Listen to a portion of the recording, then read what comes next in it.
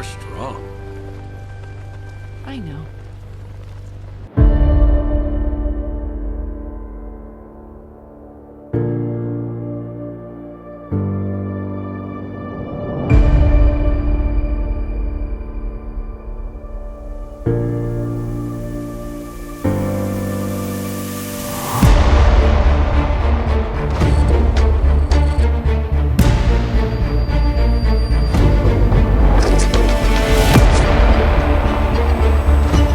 It's okay. I've got you now. Just like in the movies. Welcome to SuperWonder Legacy, the only show that knows that Lois Lane is about as useful as a screen door in a hurricane. I am Jared. I'm here with Britt. What's up, Britt? Hello, hello, and wow. What a wow. What an I intro. had to add a Lois Lane dig there. But so today we are doing a comparison. Now, as opposed to the past when Britt and I have done couples comparison, now we're going to do character comparisons. And I feel like when we're because Britt and I have talked about for now 102 episodes, haha, that Wonder Woman has been mistreated by DC. So what we want to use this episode as the opportunity for is to talk about the other character that has been mistreated by her like comic book owning company, if you will. Carol Danvers, Captain Marvel. Now, Britt, tell the audience, how familiar are you with the character of Carol Danvers? I only know her from the MCU. I've seen a couple of, scans of comics. Um, let's see, Alex Ross art. Hmm? I think the viral the viral image was from Kelly Sue, her run. That is basically the my only knowledge. Oh, well, I boy, am I about to inform you. So here's the thing about Captain about these two. So I'll bring this up when we get to the movies, but do you know why Carol got a movie? Because of Wonder Woman, I Well, presume. yes, because part of it is that Kevin Feige for years was trying to get a Black Widow movie. That was where this whole thing started. But Right, I permutter didn't think female comic book characters would like sell in a movie, and also black characters. Boy, was he wrong both ways. So what what happened was Wonder Woman comes out and does as well as it does. So Kevin Feige went to the Disney heads above Pearl Mutter's head and says, "Hey, he's holding us back from this. Put me in charge and separate Marvel Studios from the Marvel Entertainment."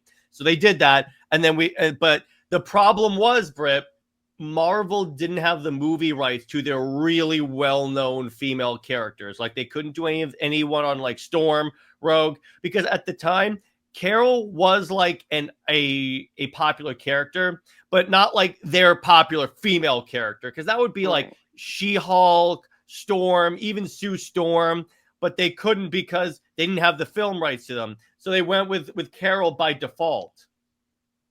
Oh, okay. I mean, well, I would She's say still that a makes cool sense. character. I don't want to take anything away from Carol. I love Carol when she's written properly, but I'm just saying that's why they went with her. Exactly. And I mean, it makes sense.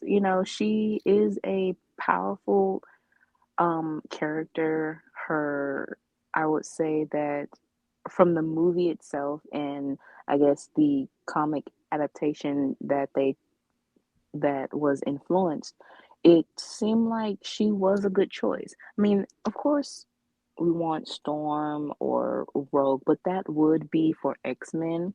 And obviously, now they are transitioning to have live action X-Men now. Now we have Which they can. Sue.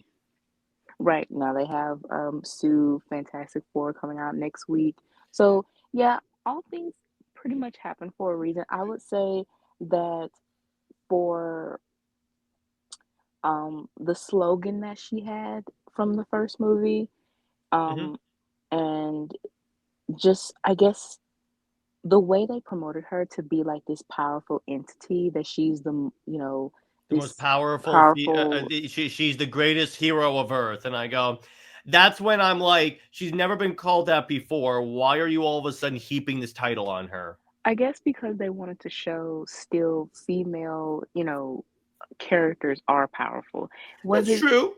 was sort of an exaggeration? I mean, they are trying to promote this movie and trying to, it's a PR thing. So of course they're Yeah, going to exaggerate a little bit more. I understand But that. at the same time, she was presented as powerful on screen, and I appreciate that, because you do need what Kevin needed to do was, like, basically, if he's making a fuss, he needs to make sure that it was the right choice, Which, and for it the most was. part, for that time, it was. Now, there's a lot of context around how successful Captain Marvel was as a movie. I'll talk about that when we get to the movie, but it's not necessarily to do with the movie itself. I'll get into that in a second.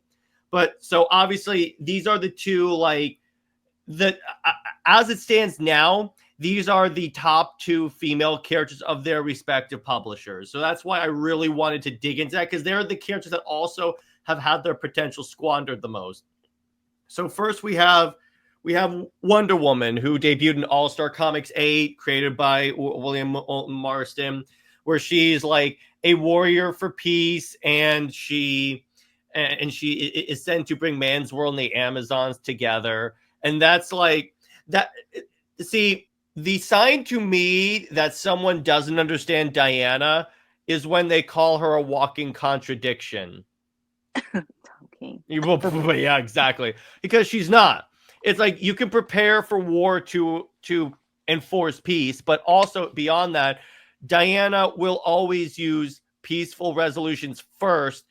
But if she can't, she needs to be able to do something I mean, I always see it as these characters are social justice warriors. Warrior is in the uh, positive sense. right, and I mean, it is a synonym for fighter. So Mhm. it's not, they what a lot of fans and writers are doing, and editors, they take the warrior word, at face value, literally, and thinking, oh, she's about to hack and slash and slice and dice people with a sword.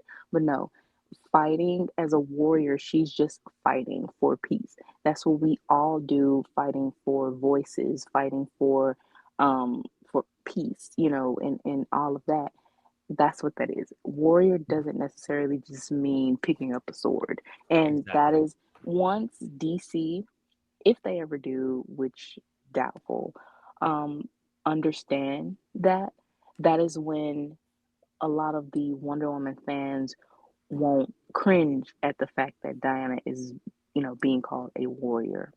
So on the Marvel side, so here's the origin of Ms. Marvel.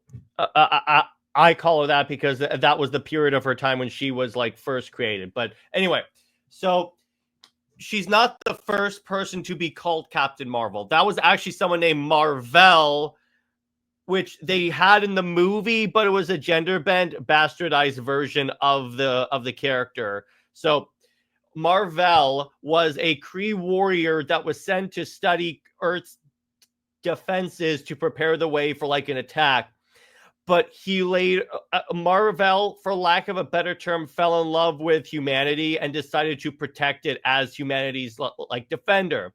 So Carol Danvers was a like security specialist that happened to be like at the base that day, and then the Kree attacked, and as they were flying away, with Marvel carrying her, they get blasted by this bomb of Kree energy that essentially infused both Marvel and Carol.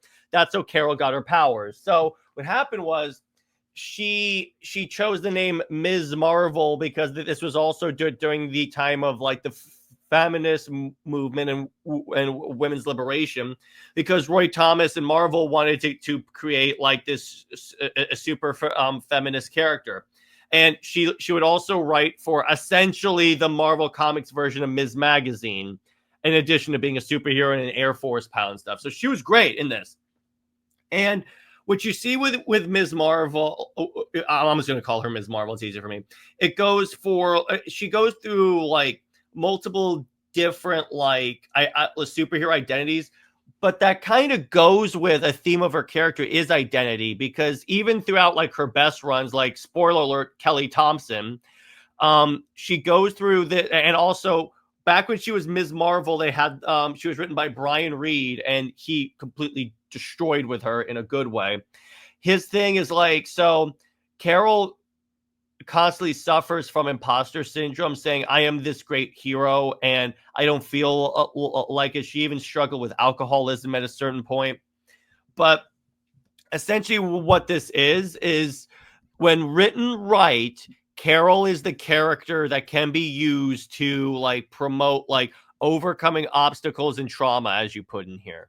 Right. So yeah, that is, I mean, I can see why, Marvel, and just knowing that, as you said, that the movie didn't quite, I guess, translate this, Oh, or and by the way, here's her original costume. mm-hmm, There you go. translated as well. You have a couple of issues with the movie. However, I think the essence of just her character, the movie did get right. To a degree. I'll get into that too, but yeah, we can have that point there. But it's like, again, she is like the character that is like, next to Spider-Man, she is the most like messed up in terms of like what Marvel has done, and I'll get into that because there are some rather infamous moments here.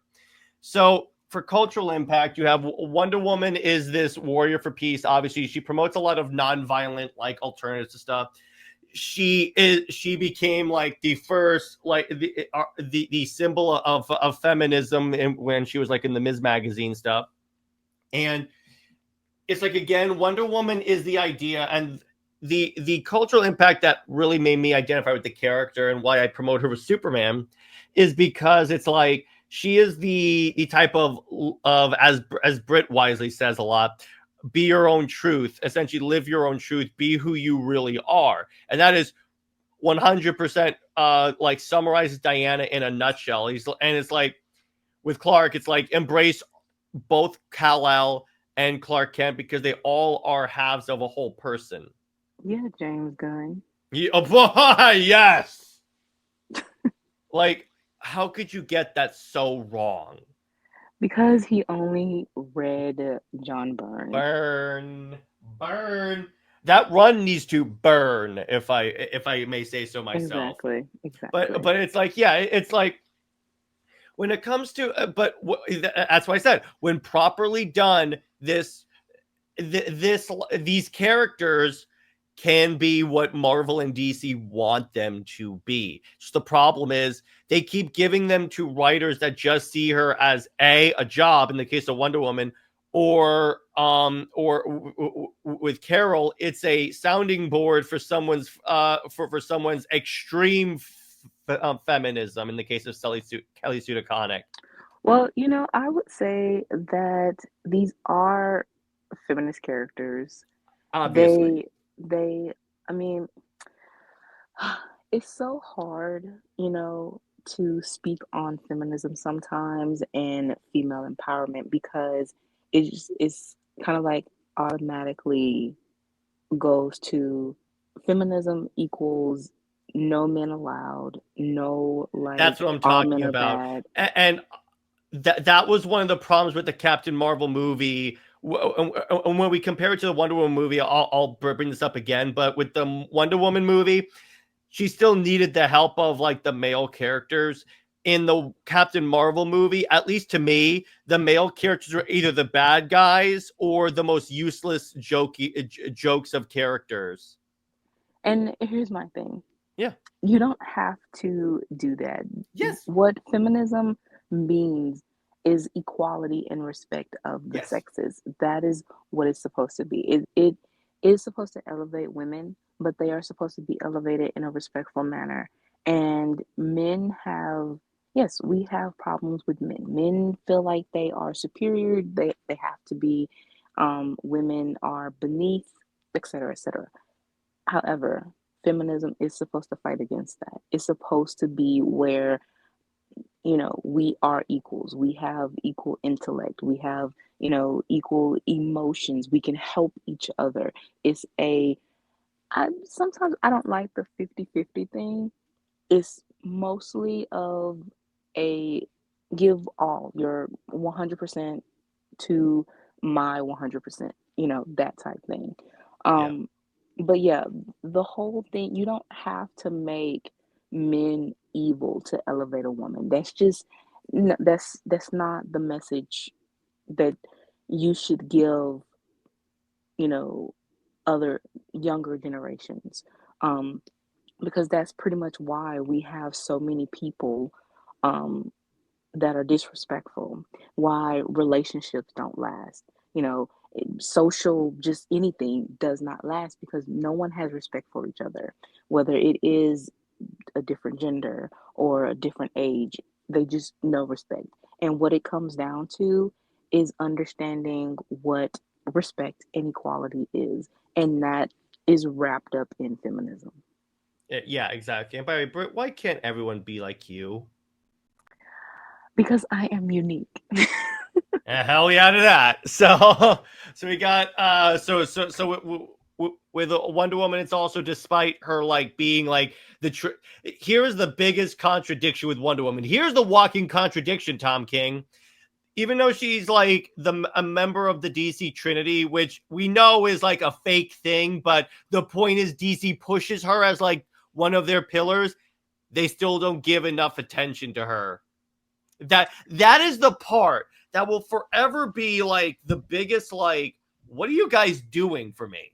The thing is, and we've documented this and all of that, is because Diana is, you know, she intimidates the writers and editors.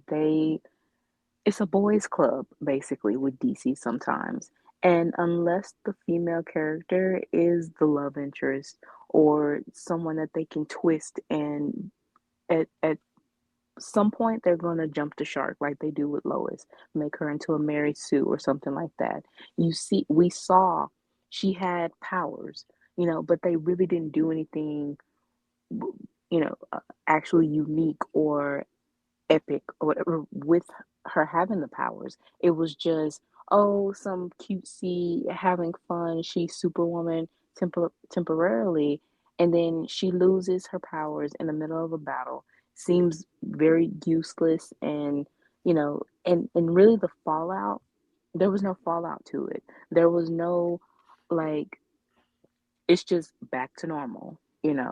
Um, and it just really didn't have any impact. The same thing with Rebirth. She was just a glorified housewife baking pies. And then when they wanted her to be relevant, she fought the Furies. When fighting the Furies, She also was in the Hellbat suit. right. But fighting the Furies, I mean, what does that make Diana or any I think she other beat the Furies. Lois, yes. So I mean, if she can fight the Furies and defeat them, then I mean, as I said, what's the point of Diana? What's the point of any other um, actual female hero who has trained, to that extent to be a challenge for the Furies? If you have just an ordinary moral reporter being able to beat them, then also, what does that say about the Furies? They aren't a real threat. So, yeah, it's a lot of things that these writers do that they don't think beyond, oh, this seems cool, but you don't know how you are pretty much degrading or um, simplifying or, tarnishing the character. So it's essentially like the rule of cool is ruling the character. So Exactly. then we go back to Carol. So here's the thing. I can point to the biggest like the point of change when Carol started to go downhill, it is when she became Captain Marvel. In other words, the Kelly Sue DeConnick part in there, because that's when she got, because Kelly Sue wrote her in the overly aggressive, like anti-male, like feministy way.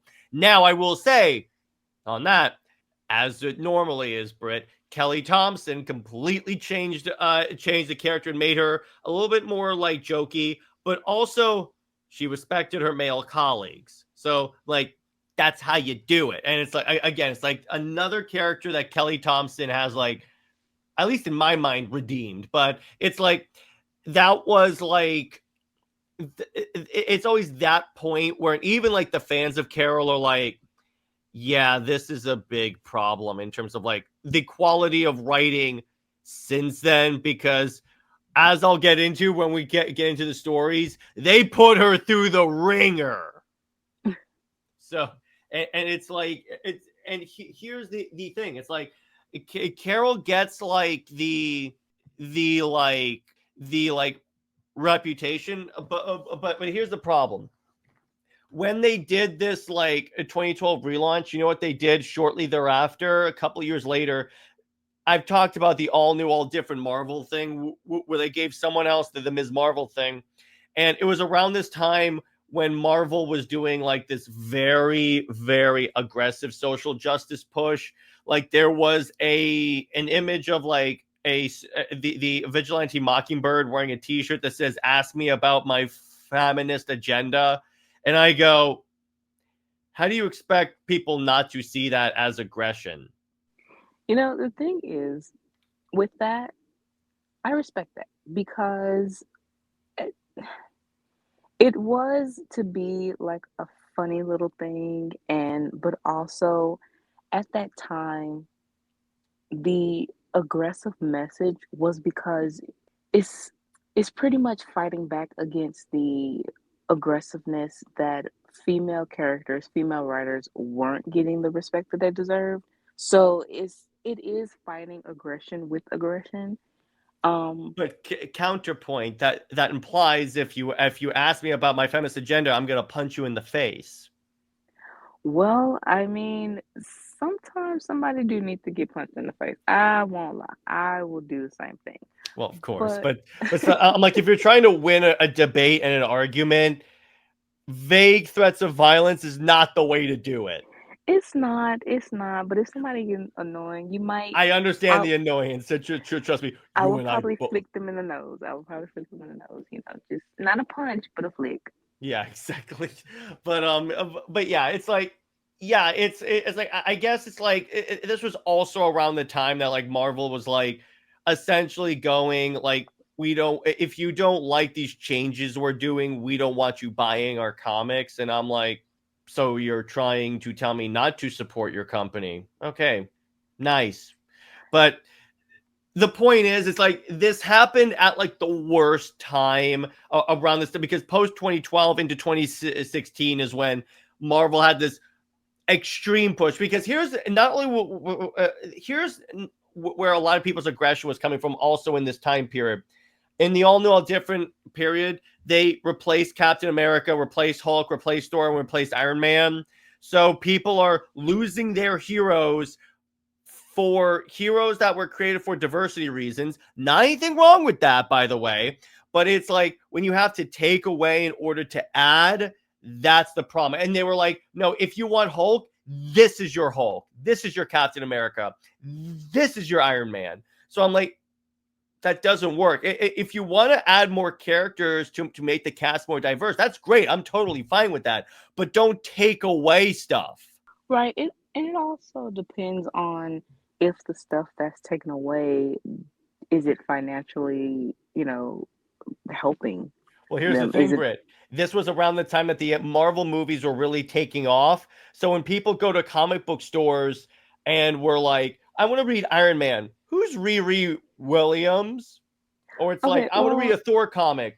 Who's this girl? Well, that's different. That's true because having, especially when you're trying to get people to read the comics and they see this From the character movies. from the movies, yeah, they see these characters and they're interested, and that's what you want. You want Yeah. these new fans to be invested in that certain character. So when you go to pick up a comic, a new, run or whatever. And yeah, it is a different character. It's like, wait, this isn't the character that I'm invested in from the movies. And while some people will adapt to that and like, well, maybe this character is interesting, I would say it's a 60-40 chance with that. The majority won't. And it's like, I wonder how many potential comic book fans were turned off by that. What Marvel could have at least done is like put out like trades of like famous Thor stories, famous like they also did the other thing that was kind of stupid in the Thor case,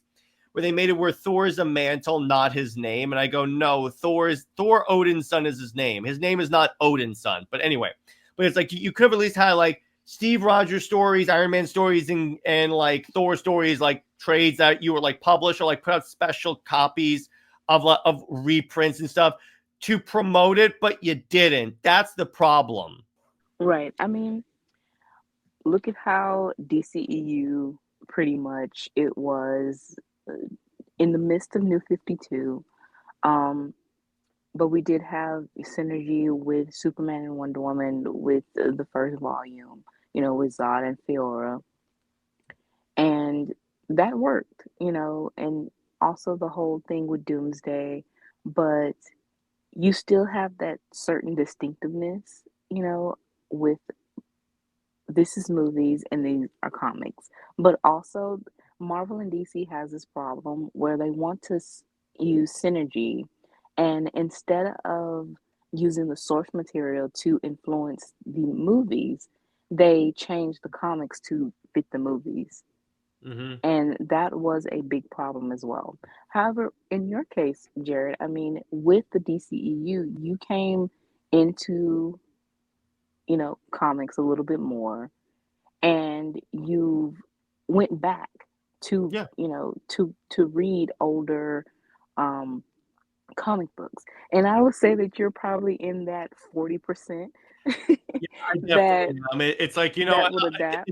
it's like obviously it was way different. The good part is that I left because of Rebirth, and then when I came back in, Rebirth was gone, so it was easier for me to come back. Right.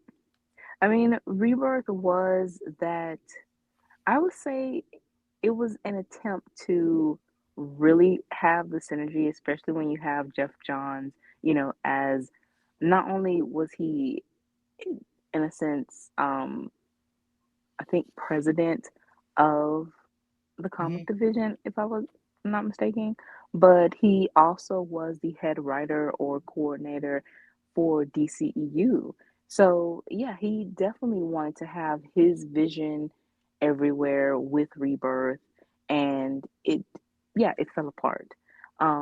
You have Wonder Woman where she's out of nowhere obsessed with Steve, and now you have a sequel, which we'll get to, Mm-hmm. where she's, fighting sexual assault allegations. Is some very questionable decisions that are made that just should not be translated within any of the media, whether it is movies, comics, video games, or whatever. And we also are stuck with this idea of injustice too. That video game was supposed to remain as a video game. But once you translated it to comics, and a lot of the general audience doesn't know the difference between Elseworlds or a video game adaptation, they just see a comic book and they think that this is how the character is supposed to be. So when you don't have that distinction, then you also just ruining your fan base. Right. Did you see that like Tom Taylor got upset because CBR called Injustice mid? Are you serious? Yeah, he threw a fit on Twitter When?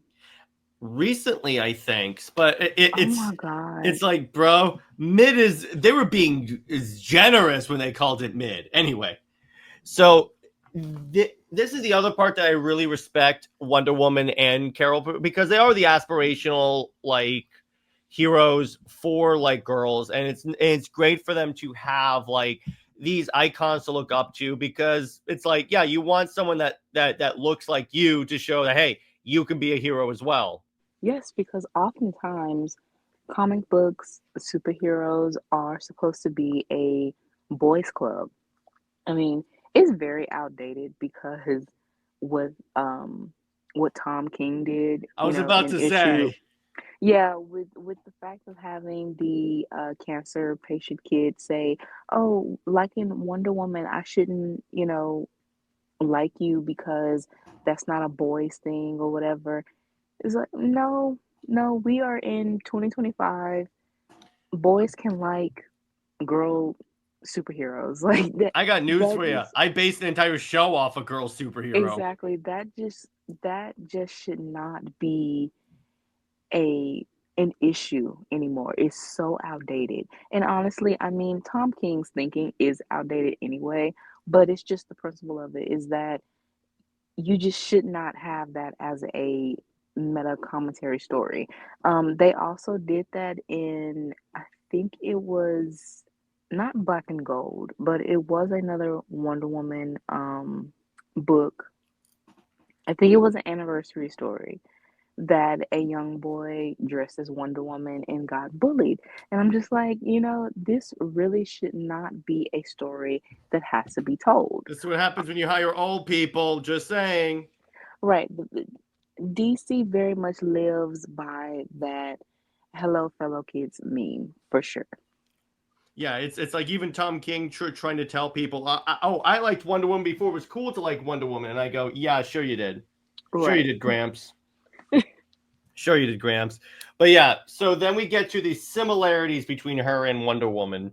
And obviously, and the obvious part is they're both ridiculously powerful characters. They both are like the premier female superheroes of their respective universes.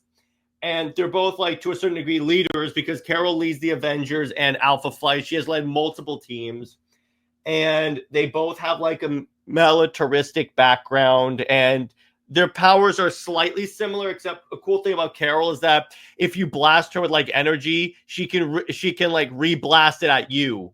Well, you can say that Diana with Bracelets. the bracelets. That does Um work. but now that we talk about this, DC, especially with having Kelly Thompson, write Absolute Wonder Woman, that would have been a perfect idea for the DC Marvel crossover. I It, know. you know, I mean, of course, we wanted Storm first, but this honestly would have been I would say, second choice.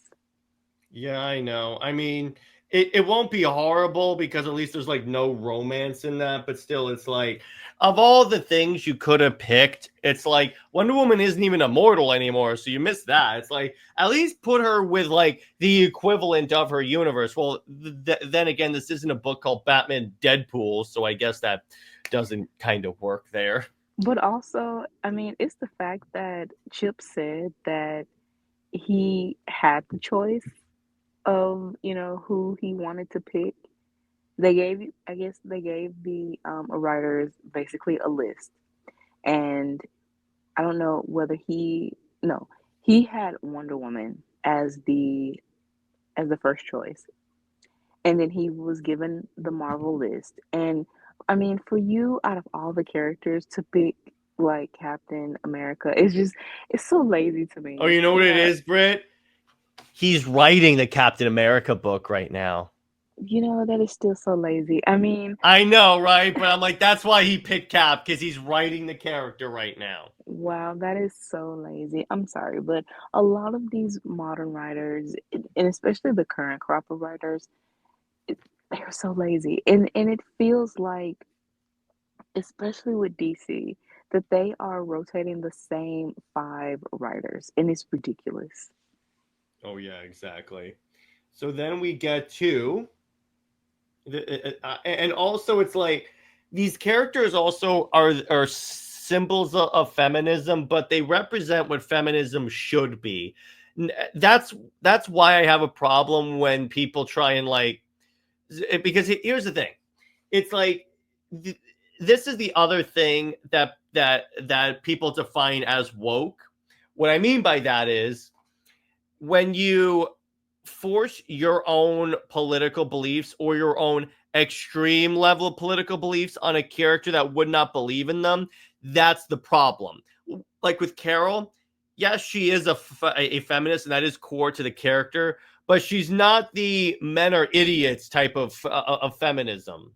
And honestly, again, feminism isn't that. Yeah, exactly. Exactly. So then we get to the differences, which obviously there the big difference that Carol isn't an Amazon from another island, from an island. Right. It's like she's more science fiction based, while Diana's more methodological. Carol is a little bit more like, I don't want to say jokey, but she's a little more like humorous than Diana is, and that it leads to some great stories in that. So I'm not gonna dock it there. And Carol also is very, you put blunt in there, that is an understatement, lady. That is but in a good way, because she is a badass when she gets into a talking debate with you. And it's like Wonder Woman, to a degree, Wonder Woman can be used to deal with trauma. Like, I would argue that's kind of what they're exploring in Absolute Wonder Woman, which makes sense because Kelly Thompson has written both characters, so that kind of works. But and Carol also, because she's a soldier, she has less of a aversion to violence.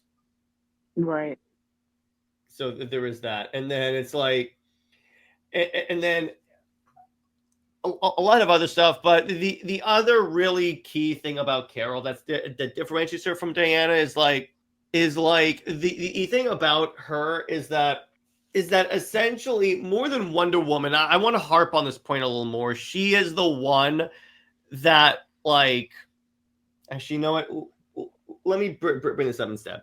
The other difference is that the thing about Carol as opposed to Wonder Woman, and you kind of brush on this in your notes later, and it's kind of a problem with Carol, is that to a degree she doesn't really get to establish like really deep bonds with people beyond like a few select people. It's like Diana has like Bruce, Clark, Julia, Vanessa, Steve if he's old, Tom Tresser if he's not in the story, Trevor Barnes according to Phil Jimenez. But the point is that comparatively, it seems to me Carol has less of a supporting cast, like a little bit. And, I mean, both of them honestly are in the same boat. Mm-hmm. Yeah, as you broke it down, Diana does have a little bit more of potential, but so does Carol. It's just the fact of it all boils down to the writer and who they have a bias towards. Wonder Woman, again, she's still stuck in this synergy type era, and especially with Tom King because his influence is Wonder Woman 1984. So her only thing is Steve. If with him saying that Perez was to him the definitive origin, then we should have Julia and Vanessa.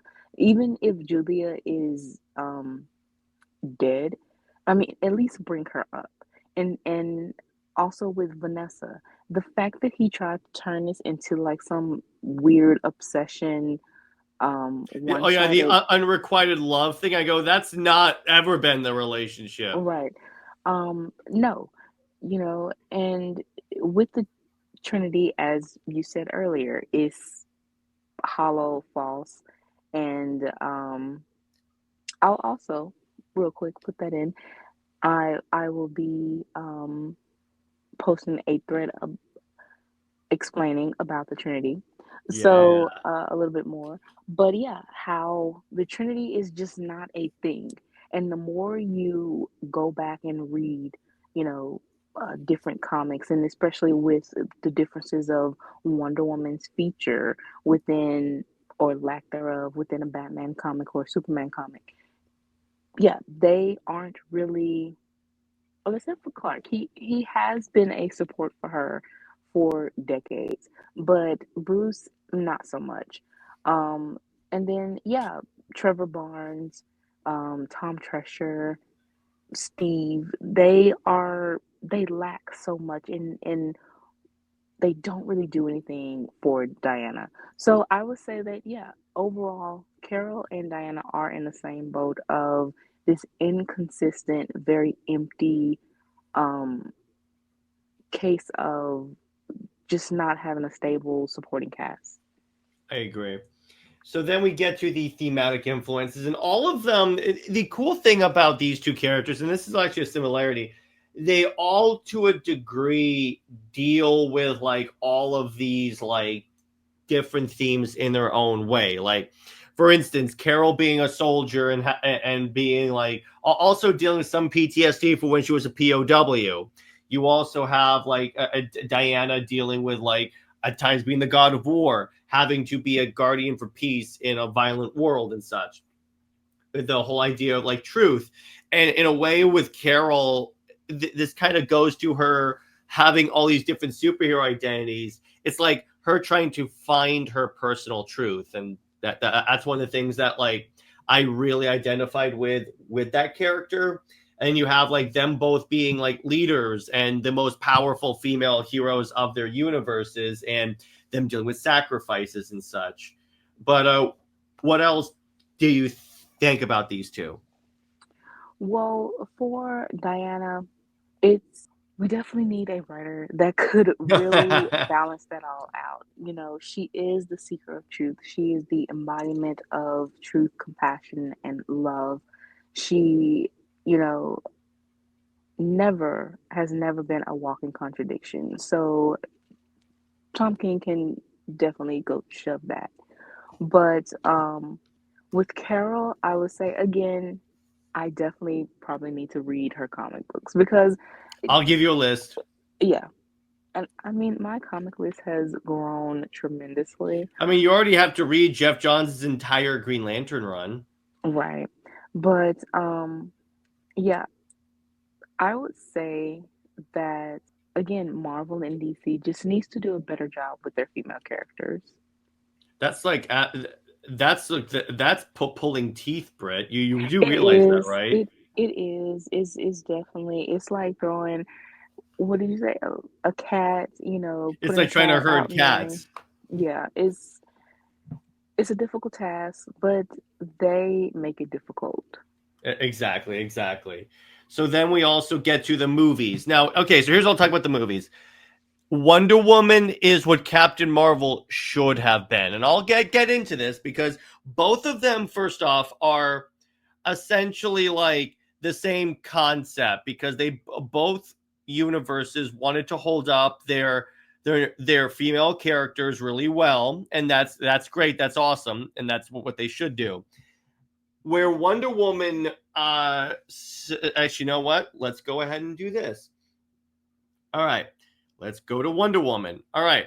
So in 2017, now again, it's not a perfect movie in terms of like the Steve Trevor relationship or anything like that. But what I'm saying with this, the reason why this did so well and is loved, despite what certain Wonder Woman fans on Twitter will try and make you think this movie is still loved, is because the reason why I say that this is what Captain Marvel should be, and again, I'll bring this up when we talk to Captain Marvel. Notice how Diana still needed her male companions to accomplish her goal. The men were still respected. You could say too respected in terms. Well, actually, no. I think that I compared to number two, that this one was very like mild. I mean, the 24 hours falling in love with Steve Trevor thing was a bit much. But my point is, the male characters were still like capable. They still helped open her eyes to this new perspective. She didn't act like she knew everything, and she was allowed to like make mistakes and fail. Right. I mean, that's what you want. Diana is supposed to be flawed. She's not a Mary Sue. Um, yeah, the whole thing about falling in love with Steve in 24 hours or whatever and acting like he was her whole world and pretty much walked away from humanity and the whole 100 years thing because she only knew a dude for like a week. That was too much. That was going too way too far. I agree. The part that I really like about that is like about at least the good parts of the Steve relationship here is that when she kills Ludendorff and she's wondering why are they still fighting, and then Diana says, and then Steve essentially says, "What if people are just bad, or like, what if there's like some, what if like people screw up and people are not perfect," which he has a point. But then when she kills Ares, you notice all the German soldiers are like hugging even Steve's guys. So it's like what Diana was right as well. So really they were both right in that. Yeah, you have the equal perspective basically. Yeah, exactly. Which, That's why this movie did well. This was balanced. yeah, I mean, you did come off again as making Steve seem like the one in the right, even though you do see both perspectives, but it's still with how they wanted Diana to be solely like codependent on him. It was still like they were trying to make him seem right, and make it seem like her motivations and everything were because of him. And that's what I was saying earlier. No, you don't need, or even the thread that I made earlier in the week about Wonder Woman's allies, male allies. They need to be beside her, not in front of her, not, she's not dependent on them. It's just giving her a wider perspective of things and she makes the choice herself. Um they did get that right in some aspects, but again, what threw off the to really make this movie um it's still flawed, but to elevate it a little bit more, it's just Steve shouldn't have had that much of an impact on Diana. That's the True. only thing. But that still doesn't take away the feminism. That still doesn't take away the equality. It's just this is a Wonder Woman movie and it's supposed to be Diana's perspective. Starting it with her crying over a watch, and it basically her telling the whole story in the way of it's really centered around Steve. No, that's not how you go about that. But if you are to have Steve, yeah, make him an old man. Make him, Do the Perez he can thing. still, yeah, he can still have an influence on Diana, very positive influence. But the romance aspect, it takes away too much from her. And not to say that she can't have a romance, because obviously we love her relationship with Clark. And that's the thing. Her relationship with Clark is the foundation. And when done right, you know, with someone who understands it as Sewell did, and he truly had that perspective mostly geared towards Diana. And Clark is there as her support, but they also support each other. So it's give and take, balancing out is, it's a balancing act. And that again is what feminism is. Yeah, exactly. And this movie, by the way, aren't you glad this wasn't a Joss Whedon movie? Oh my goodness, it would have been, honestly, it kind of would have been like So some of Tom. that leak, but by the way, like leaked, some of that script leaked. It is some of the worst writing I've ever seen. It honestly, I think it would have been Tom King's like other go-to. And you'd think Trinity, Wonder Woman's daughter, Trinity, Wonder Woman's daughter. I guarantee you the title of that movie probably would have been Steve Trevor, um, Wonder Woman's boyfriend, or something like that. It would have been, or Wonder Woman Steve Trevor's superpowered girlfriend. It the way, yeah, the script leak. and how Diana was basically like a deer in headlights or something. It sounds like something Joss Whedon would write, particularly if you see his like writing a Black Widow. She went from a badass in Iron Man to constantly sexualized to the point where her thing is like open at one point, or it's like then you get to Avengers: Age of Ultron where Bruce Banner is falling onto her breasts. And then he repeats that in the Justice League. Yep, Yeah. that Gal Gadot would not film. So anyway, so that's the other thing about this movie, and the reason why they made it take place in like World War One is because of the, at least according to Patty, the idea of like the cruelty of like that particular war, because that was like the first like really destructive modern war, and it gave Diana like a foil to stand against such cruelty, because that's just something she does. Ignoring the fact that it makes her like old as dirt, I do kind of dig this idea here. No, I'm Okay, sorry. okay. Old as dirt just does not. I mean, I get the concept, but at the same time, you just lose so much potential for Diana and having her old as dirt. But not only that, but that means if you if you're gonna have her fight in one war, she needed to be in all of them, Mm-hmm. or whatever conflict. So yeah, it just does not work for me at all because What they it could have been, raises too many questions. let me put it this way: would it have worked more for you if, like in Wonder Woman 2, in a much better version of that sequel, they showed like that she had been engaged in like all these different conflicts, like two when and stuff, but like the government had covered it up, like they were covering up the whole existence of metahumans. Yeah, that would work. Honestly, that would have because it would at least explain, what has she been up to, that she is still the hero. Um, that it just would have given her a little bit more depth than her just sitting around, moping or whatever. And also, that is something that I would give a little bit to, even though I don't want Diana to be associated too much with the government because it would be held over her head as like she needs to be turned into a government stooge. So that is like the catch 22 of it. But yeah, I would much rather for Diana be still active and, a part of changing the world than just her sitting. But it still raises the question of she did all that and the world is still crap. So it's like, her purpose is to have change.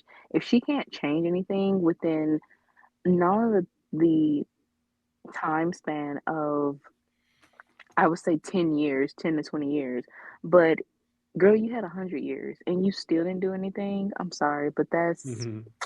pathetic. Well, that's just Patty Jenkins not knowing how to properly follow up a plot point. But True. so I also like with this, Diana goes through the arc of being like naive about the world, and then she has to learn, and because everyone in this story is telling her the world is not as idealistic as you think it is. Even her mother.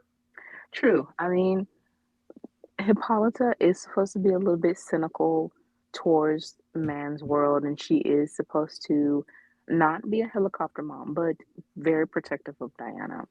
So she does, talk to Diana in a sense of, trying to open her eyes to reality.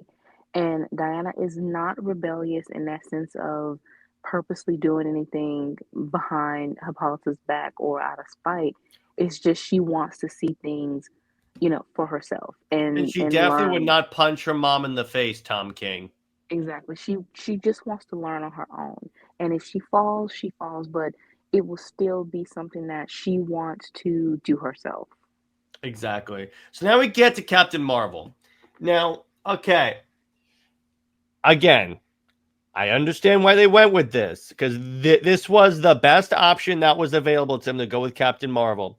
First off, they should have picked a better actress, because I don't like Brie Larson in this. She got Why? better in the sequel, I will say, and because she didn't have much charisma in this, I felt.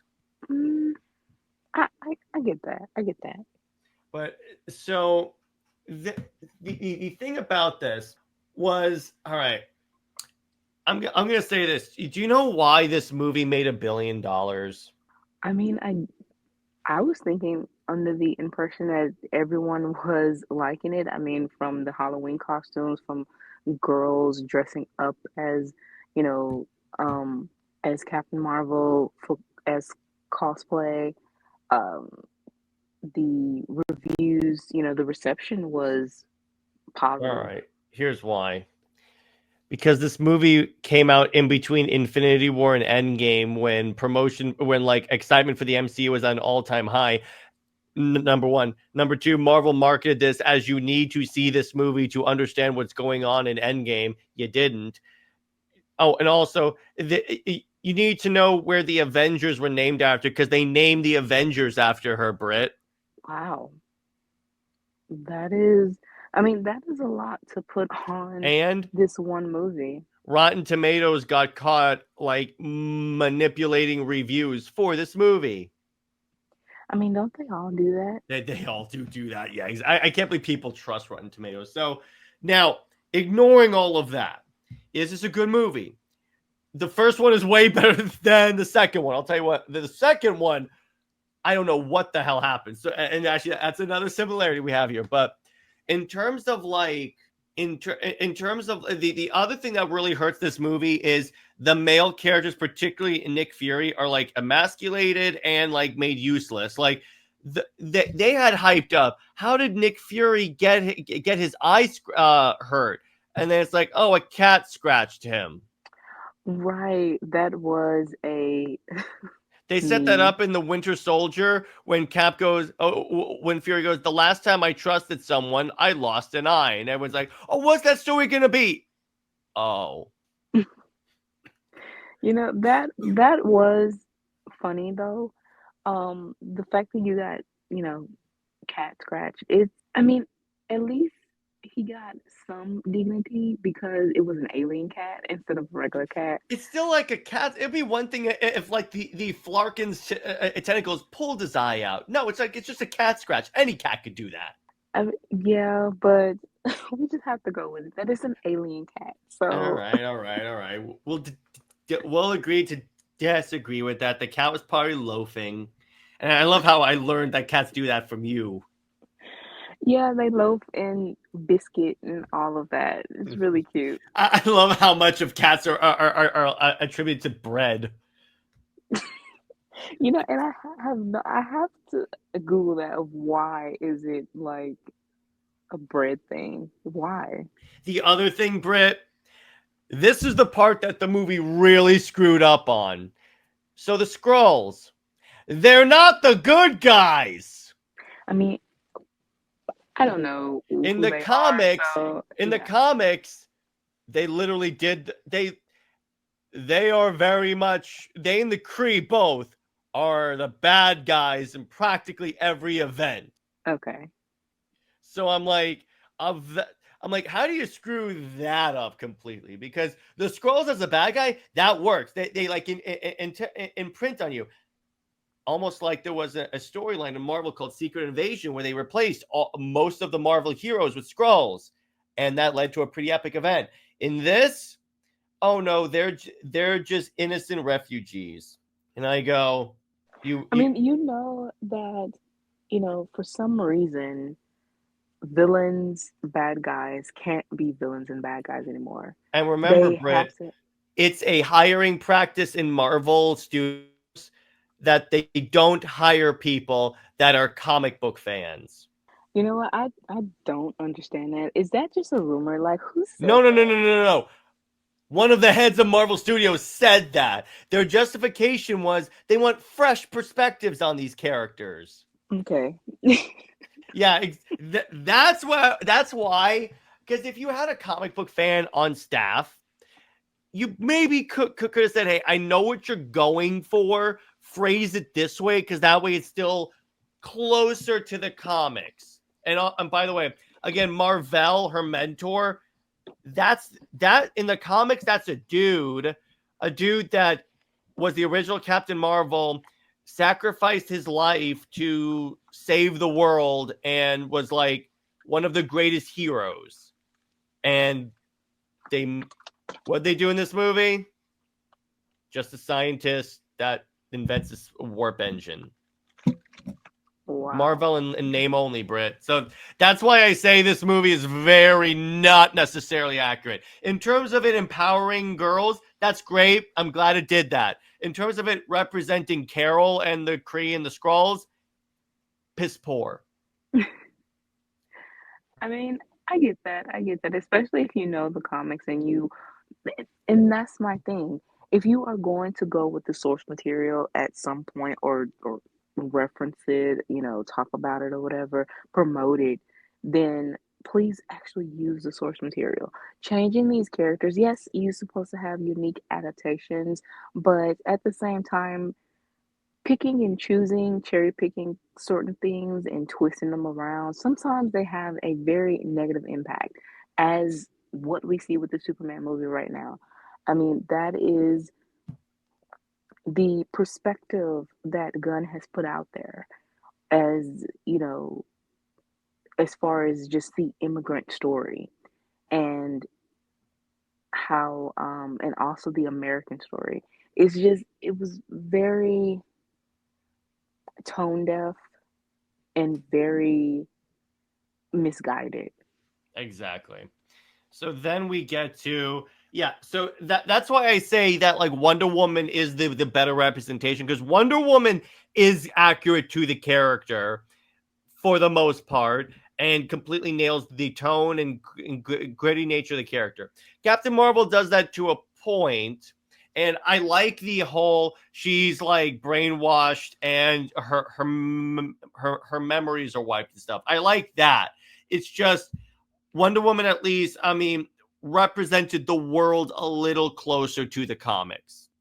Yeah, I mean, besides the world, War Besides it Two being in World setting, War One, yeah, exactly. well, one, yeah, that that definitely needed to go, because that twisted Diana to have her be old as dirt in the comics for how long was that? Over 100 years. For about 6 years. I'm talking about in the comics now, since Rebirth, of Oh, and having her yeah, I'd say about 6 years or so. about 6 years, and it did nothing for her. It made no sense at all to her supporting cast, obviously. And now we have, in order for them to justify why they made the decision, now we have Hippolyta as the first Wonder Woman, and Diana is now a legacy character. But she was that before New 52, though. She was, but I mean, that was pretty much a retcon, though. It was a retcon from, I believe, Byrne, Well, let that, me put it this way, Britt. That's how you get away from Wonder Woman being old as dirt, because they want a Wonder Woman on the JSA. that's still so, it's so lame, because she doesn't have to be on the JSA. They don't have to True. have that. But in order to prevent Diana from being on there, yeah, I honestly, I see the story potential, especially for Hippolyta, and it honestly gives her more depth, and it's not just the soul of a cave woman Yeah, who exactly. who Yeah, go ahead. oh, I was gonna say, who was murdered, and her last thoughts was basically of protecting her baby. It's also that even with her reincarnation, that she dealt with Hercules, she dealt with becoming the slave. Now she's on the JSA, but she sees the world, as it's still a mess. So when she retires or, or disbands from JSA, but she knows, that man's world needs someone, to at least try or attempt again to help the world move to a better place, then of course she would think that I'm gonna have to do this, or yeah, she sends or have the contest and have another, random Amazon take up the mantle as Wonder Woman, but to have her daughter take that mantle and she knows the trauma that she's dealt with, she Yeah. knows you know, just everything about man's world now. She's not blinded to, oh, I dealt with this 1,000 years ago. No, she is within at least that 100-year realm of, if the world has not changed within 100 years, it's not going to change. She's going to have that attitude, but to see her daughter so determined and have that ambition, she has to let her go. But she still has that pride um and proud of Diana that my daughter is taking my mantle and she's going to do something with it. Exactly, exactly. And that's kind of that was my point on that is because when I did my stream about that decision, I said, is it ideal? No, but the alternative is having Wonder Woman ancient, and we don't want that. So I felt like this is the best. Like, and again, the story potential is like that explains why Hippolyta is so like hesitant for Diana to go out because as far as she knows, everything is still like World War II. So she's like, you do not want to see what the world is like, Diana. And it's like Diana can go, no, the world changed, and this leads to Diana, like, what's the word? This leads to Diana being able to also be a teacher to her mother as well. Exactly. And yeah, it will inspire Hippolyta to, that was her first thought, and that she wanted to change the world, that she wanted to um lead with something better. And yeah, her daughter had to open that floodgate, modern day, in order for the Amazons to feel safe and open. And honestly, this also changes King's, you know, the way he had Sovereign say that Diana, came to man's world because of Steve. She The world accepted her because she was with him. The Amazons being Yeah. in man's world. No, it's because Diana is a mantle, um, is a le- legacy character now. So the world has already known a Wonder Woman before. So that is why the world is already open to it, to, her character. It's Yeah, just, exactly. you see now that is Diana. And yeah, that takes away from King trying to place it on Steve. So yeah, it's it's It's the definitely gift that a keeps on giving, Britt. right. It's definitely, as you said, is it ideal? No. But there are some good points that we are getting from this. Exactly. So then we get the reception and cultural impact. So for Wonder Woman, Wonder Woman was one of the most was the first DC EU movie that made money and got great reviews because the other ones made money but got tepid to unreasonably hostile reviews, and I will maintain that. But Wonder Woman is the movie that was like everyone loved it. And it's like even the people on YouTube, by the way, that market themselves on being anti woke, hold up this movie as being as being not perfect, but a step in the right direction. That says a lot when you can get those people on board, Britt. Exactly. And that is the thing about this whole revisionist thing with Wonder Woman fans and just DC fans in general. You might not like Gal as a person, I mean, they don't even know her personally, but And they don't that even understand her situation at all. Right. So it's like whatever. But you do have to see the impact that this movie had on Wonder Woman's character, for better or worse. For better, because people acknowledged her to be, um, and she became popular. You see tons of girls um, influenced by her. You saw cosplayers, you saw Halloween costumes, you know, It was, and her. before you guys say it existed beforehand, it wasn't as prevalent as it was back then. Because yes, you had the Linda Carter show, but here's the thing: at this point, we were years detached from that show. There were multiple generations that don't even remember, that didn't even watch the show, so myself included. So when this comes out and is as universally beloved as this and makes this amount of money, this is what we mean. Because people assume that just because the character is like an icon of DC, that means everyone loved the character. Right, you had a lot of people. I mean, even they don't respect Diana at all. Yeah, exactly.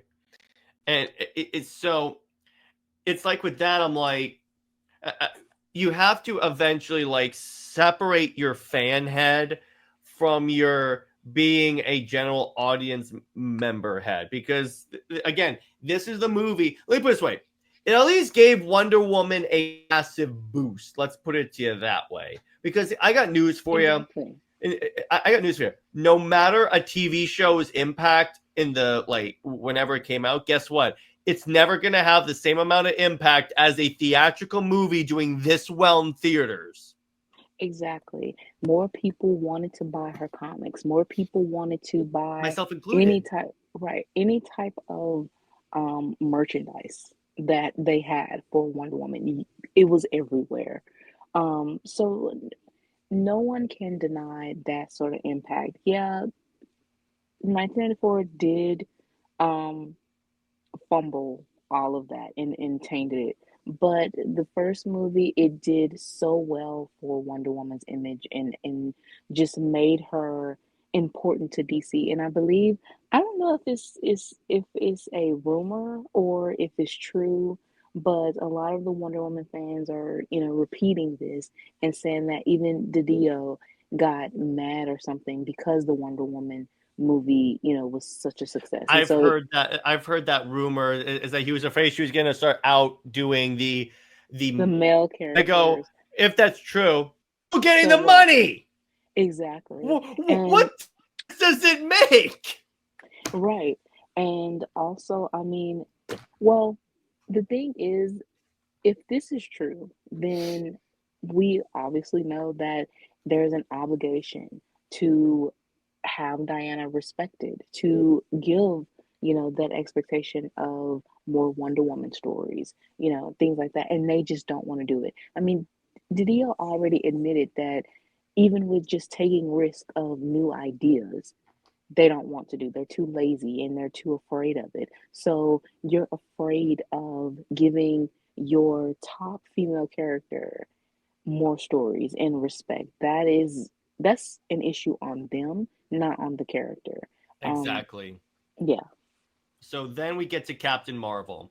Now, again, could part of its success be monetary success be that the fact that a lot of people liked it? Yes, I'm not gonna like take that away. The point that I am going to bring up, it's also the fact that during this time period, Brie Larson was also like had a chip on her shoulder about coming in. They even said she's going to be the most powerful Avenger. She's going to take out Thanos. And that was like Kevin Feige being Kevin Feige trying to hype up the. But the problem is he's tearing down the other heroes in a world where half the universe had just gotten snapped away to prop up this new character that as of yet people don't have an attachment. I mean, yeah, they always do that. We see that all the time. It's just a PR stunt. And sometimes it will, it could backfire gladly. Mm-hmm. Captain Marvel didn't backfire. But yeah, it's a very extreme, you know, tactic for Mhm. PR to really get people hyped, I mean, they're still doing it, even if they're lying through their teeth about certain things. That is just, it is what it is. I'll give you that. But overall, it's like, let me put it this way: of the two Captain Marvel movies, which, by the way, the Marvels isn't even a Captain Marvel movie; it's a Marvels movie. I'll get into that. But it's like, with me, it's not a horrible movie. It's okay. Let me put it, it's not my favorite MCU movie. That's still Captain America: The Winter Soldier. But is it horrible? Particularly in light of the utter crap that we've gotten since Endgame. No, it's not. A lot of like the bad media that I've consumed recently, Britt, has led me to reevaluate things I hated in the past. Isn't that funny? Yeah. It's like that's the reason why my Wonder Woman collection significantly expanded since Tom King was on the book. It's just not his books. Anyway, now both of these movies had crappy sequels. And so let's start with 1984. So let me tell you this: mixed to negative understatement, Britt. I'm just going to tell you that right there, because here's the problem with this. Well, first you had like, it was hurt by the, we're going to release in theaters and on streaming, which was the stupidest idea ever. Don't do both. But it's like, let's skip to the major mishaps we can rant about this. So first, you Dreamstone thing, which okay, that kind of, but here's the problem with the Dreamstone, Brit. It rapidly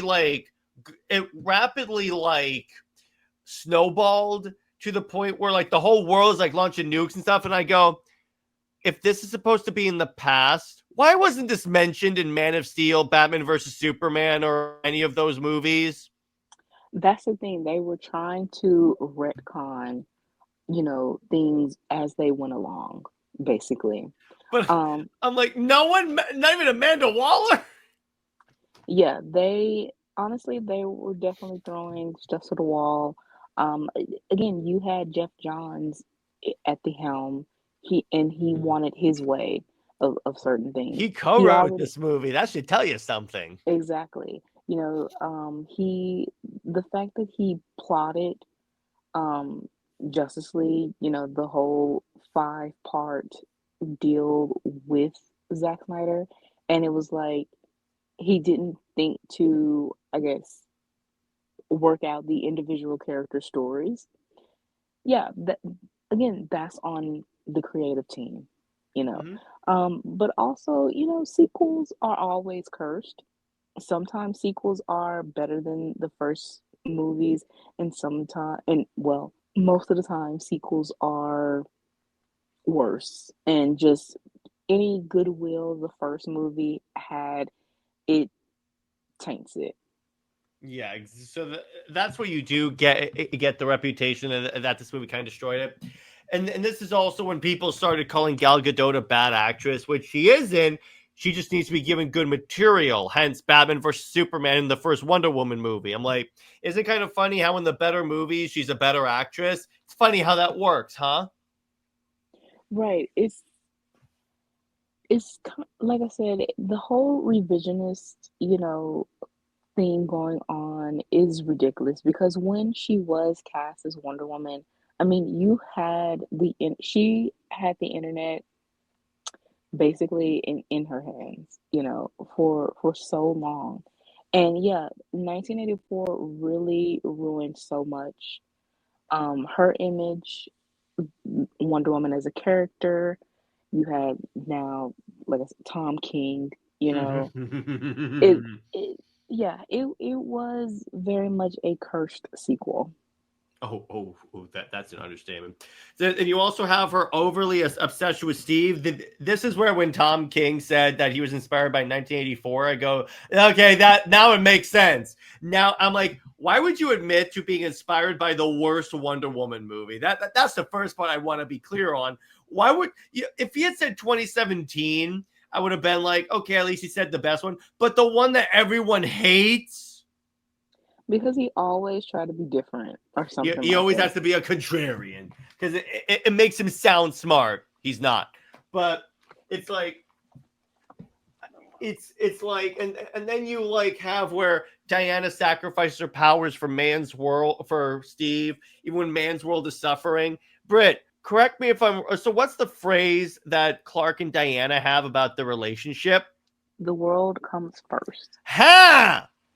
Isn't that kind of how this works?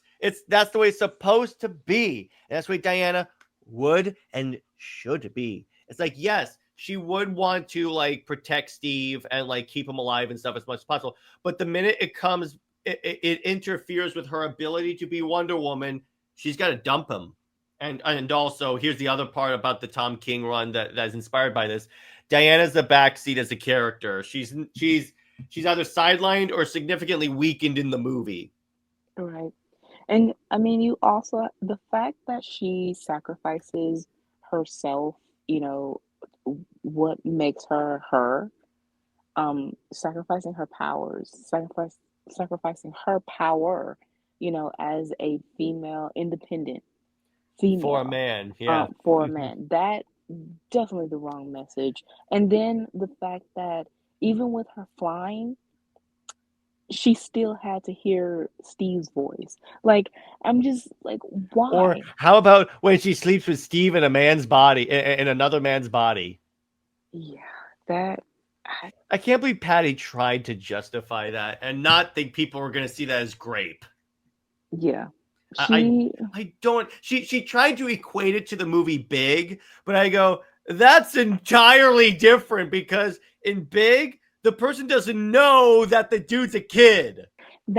I mean, Also, we can argue that particular thing didn't age well. But I'm saying in this, Diana knows he's in another man's body. Right.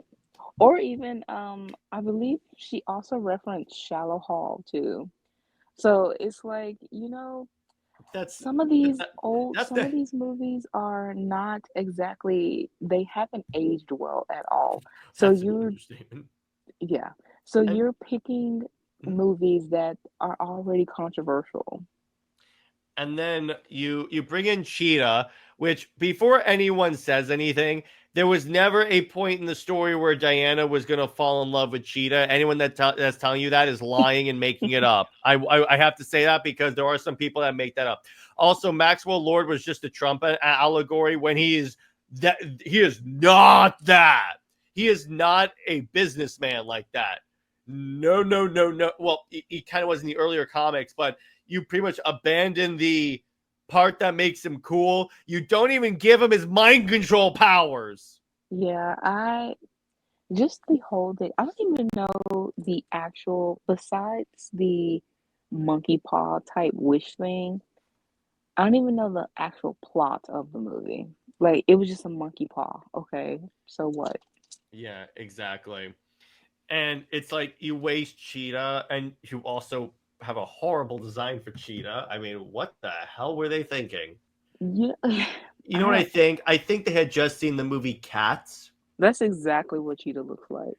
Yeah, that's exactly what that looks like. I'm like, exactly what it looks was kind of funny. In the trailer, no one like batted an eye because they used the night shot of Cheetah. But when I look at this, I go, yeah, the naming of cats is a difficult matter. That's what I think of when I see this. So, all right. So, Britt, for the next slide, I couldn't think of a better image. As soon as I came across this image for the impact of this movie, I felt like this was the best image. It is. It is. That's all of us watching this movie. It is. It's like the other thing, by the way, the other bad thing, this movie has all these nostalgia bait moments to distract you from the fact it's a crappy movie. Like I call nostalgia armor, like, oh, the invisible jet that somehow is fueled up to travel across the freaking ocean to Egypt and back. And that Steve, despite being a World War I pilot, can fly. Right. And then the fact that Diana has some type of power to turn it invisible. Which she's never done that. Also, Steve flies a plane into fireworks. Yeah. That's the occasion where you went for spectacle, but it's really stupid because that's like essentially flying a plane into rocket propelled grenades. That's what you're doing. You have to just like turn off your brain. I hate when Yes. people say that because it's like even the Superman movie. There's a scene where like a creature breathes fire at Superman, he just blocks it, but it still goes behind him into the building, and no one's burned. Yeah, you have to turn off your brain with certain things. Honestly, majority of things in regards to comics, you just have to. Yeah, exactly. And see, here's the thing: it's like with the legacy of Gal Gadot as Wonder Woman, I'm just gonna say this. I'm just ignoring, and this is only as her portrayal as Wonder Woman. I'm not talking about anything in the world. Please do not bring that up. I'm not talking to you, but I'm talking to the people in the comment because I know you won't. But Mhm. it's like, look, in the movies where she actually was allowed to be Wonder Woman, she was great. In this, no. This, it was Patty Jenkins trying to do a Christopher Reeve Superman movie. Isn't it kind of funny, Britt, that whenever they try and directly emulate Christopher Reeves, it leads to disaster? It does, yeah. Let Reeves be his own version. Even he said he didn't want to be the model for superhero movies. But that is just creatively bankrupt, basically. Trying Exactly. to emulate him. They want to claim that it's homaging and everything, but no, it's just creatively bankrupt. Speaking of creatively bankrupt, Captain Marvel 2. All right. So here's the thing. So you had okay, Britt, do you have any idea who these three characters are besides Carol? Monica. And Do you know when and how she gets her powers? okay, so I did watch WandaVision, but I totally forgot. Like it She was walks through Wanda's hex, and that somehow gives her photon powers. yeah, yeah. It I know that, but I don't think that is from the comics though. No, Like it it's doesn't not. seem like In it fact, is. by the way, she was the first human to have. She had the Captain Marvel moniker before Carol. Really? Yeah. So, and she's one that everyone loves. So you have, and you have Ms. Marvel, who's like a massive fan of like Carol. And here's the Kamala. thing. Yeah, Kamala Khan. Yeah, but her superhero name is Ms. Marvel. Here's the problem with this movie. Yeah, the lowest box office, and because here's the thing. So there's this plot point, Britt. So at the end of Captain Marvel 1, Carol says she's going to help the Skrulls find a new homeworld. She never does. It's never explored. Really? They just Wow. abandon that plot point completely. And then it's like all of a sudden Dar-Ben's like motivation is sometime after Captain Marvel 1, she traveled to the Kree homeworld and took out like the AI that runs their whole society, the Supreme Intelligence. And this led to the planet being like falling into like extreme darkness and stuff, and it was like essentially everyone grew desperate and grew hostile. But I'm like, that's it. It's like that's the big like super villain. Like there's so many different super villains that you could have used for Carol that would have worked better. But it's like literally you don't even address the plot point that would have made a good movie. Her trying to find the Skrulls a homeworld, and it's like. And it's like, and to your point, Britt, that last point with Dar-Ben. So her hatred of Carol is telling and not showing. Isn't that bad storytelling? Yes, it is. Yeah, exactly. And it's like, and so they have to like evacuate a space station. So you know what they do? It's an excuse to have a bunch of cats on screen. So all those Flarkin creatures, they just eat people. Wow. And I go, I thought that killed people. Apparently it doesn't. But I'm like, you're just changing stuff or retconning stuff in when it was very much contradicting the first movie. Hmm. I'm like, what? And then you get to the tonal whiplash of the movie. Yeah, there's strip humor. There's an entire planet that they go to that only communicates via song, so they have to sing the entire scene, and then it turns into a Bollywood dance number. They really just threw a lot of stuff into this movie. Oh yeah, I'm like, oh my freaking god! It's like, And the potential was so there because the overall character arc for Carol, even though it's not really done that well, is that Kamala worships Carol as a hero, but Carol feels responsible for like screwing over the Kree and not finding the scroll as a homeworld. So she's like, I'm no hero, which that's cool, but you don't do anything cool with it. And then the gimmick they do with this movie where whenever one of them uses their powers, they switch places. That's like explored, but it's not. They master that way too fast. What? That could have been fun though. That was fun. It could have been. It could have been fun if used properly, but they didn't. And it's like also with this. Here's the problem, Britt. This is the problem with bringing the TV show characters. A complaint I heard from this movie is, wait, who are Monica and Kamala and why are they with Carol? It's like you were once telling me that like one of your family members was like, why all of a sudden is Captain America black? Right. They don't build it up, and especially again, if you don't know certain characters, the storylines, or you don't read the comics, you aren't Or going watch to the know. TV You shows. have to, or watch TV shows. You aren't going to know. At least with Falcon, I mean, he was the beloved character already, so it's like everyone loves Sam Wilson, so that worked. Right. So changing it, I mean, it was the evolution of Captain America. It was because they are transitioning to the new Avengers and stuff like that. That's true. But again, the build up to it, if you're going to have this on TV, but you needed like another movie or some type of I guess indicator a little bit more explicitly within the movies so people can understand and it won't be lost. Because again, the average moviegoer, they are just going to watch the movies. They aren't going to watch the shows, and they definitely aren't going to read the comics. Yeah, exactly. So when you hide plot points and character development and motivations, because Monica's like problem with Carol vanishing and stuff, that's explored in the TV shows that she's in. So I go, why are you bringing up a plot point that chances are it's because they overestimated Marvel's like interconnected universe and that people will see everything.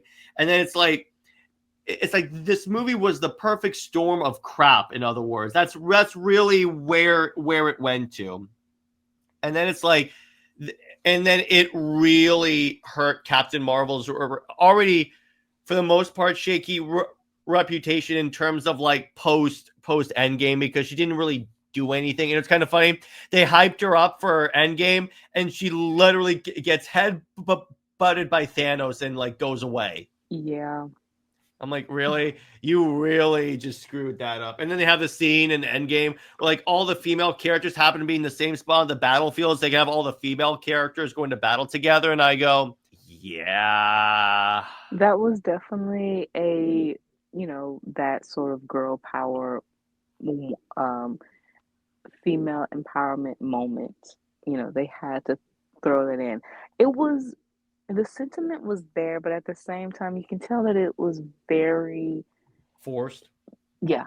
Well, the other thing that's interesting about this, Britt, this also came after Black Widow significantly underperformed. So it's like, when you have all these female superhero movies underperforming or failing, the bean crunchers, you could argue they just have to get like proper creatives that actually understand the source material, which I argue that. But from the CEO's perspective, what do you think it's going to look like? Pearl Mutter was right. Female superhero movies don't sell. Exactly. And that's the worst thing, because they will. She-Hulk failing as well. So that's 3 for 3. Yeah, they will blame the character, but they don't know that it's the creative decision, it's the writing, and all of that. It's not the character. Exactly. So then we get to the comics, Missteps, and this is where it's really screwed Carol. But I want to ask you, which costume do you prefer for Carol? The Ms. Marvel costume I have on screen, or the Captain Marvel costume that's like the full body suit? Miss Marvel, Ms. Marvel. Me too, me too. Because here's the thing. That's the other thing that they did when she became Captain Marvel. They took away her like allure and her sex appeal. There are even some artists that drew her very lazily to the point where they almost gave her a pig nose. Really? I'll show you the image. It's infamous. There was some where they made where they like had her in like a coat with the Captain Marvel suit and like the backwards baseball cap. It made her look like a dude. All right. Yeah, exactly. That's my point. It's like at least with Wonder Woman. So again, I'm going to bring up the story again. When I asked David Finch about the as you call it the linebacker armor, and he goes, "Well, yeah, because Marvel wanted to give Diana a fully like covered costume, but the fans freaked out so much that DC backed off on it. That's why it's only one volume." I mean, yeah, because Diana is supposed to represent, you know, femininity, but also feeling confident within her own body. You Also, know, that's legit the Amazon costume. right. So having her in a linebacker suit just it takes all of that away. Exactly. So then you get to the Wonder Woman. This is, I think, Wonder Woman's major problem is the fact that editorial either neglects or shirks their responsibility for her because they don't see her as a priority. And I go, if you don't see her as a priority, why do you promote her as a member of the Trinity? I know that again. I know the Trinity's a fake concept, but to them, it's a real concept. So why do you do that? This does not make a lick of sense, Britt. It's a marketing gimmick. The Trinity is a marketing gimmick, It really but is. they don't want to put the actual effort and the creative, um, the creative effort in anything, like that into Diana as a character. They Exactly. just want her to be very simple and simplify her. The way Tom King is writing her, she's very stiff. She's one dimensional. You know, he just doesn't have her voice. Saint-Pierre art, honestly, his art is good, very nice, colors and everything. But because of the story itself, but and also just add on to Tom King's writing, it makes his art even more stiff and boring. Exactly. Because if you look at his art in like Dark Crisis on Infinite Earths, incredible. It's just when you give him a weak script, which Lord knows Tom King has about Tom King has more floppy scripts than a man has erectile dysfunction. But so I know I was waiting to insert that. But the major missteps here is like not only the frequent retcons, it's the stupidity of the retcons because Marvel thinks the Marvel well that they might as well. But it's like, so do you want to make her like not necessarily a reincarnation, but do you want to make her come from a society of women that grape men, or how about where they use orgasm guns, or it's like when you make all these really weird, just have them. They're female warriors that want to protect the world. That's all you need to do. Don't overly complicate it. That is the biggest problem.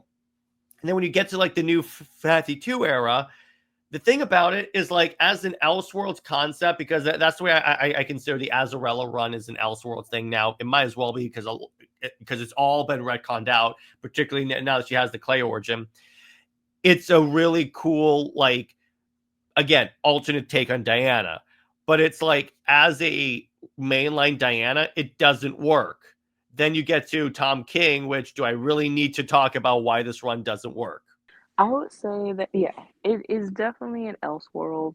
Um, the Amazons, what Azarella was going for was a whole like redemption arc, but in trying to put the quote unquote realism of the Amazons into Wonder Woman, which the realism does not work, obviously.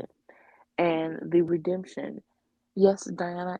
is about compassion, redemption, love, trust, and all of that. But to have the Amazons as evil murderers and all of that, no, that's not how you show Diana's redemption.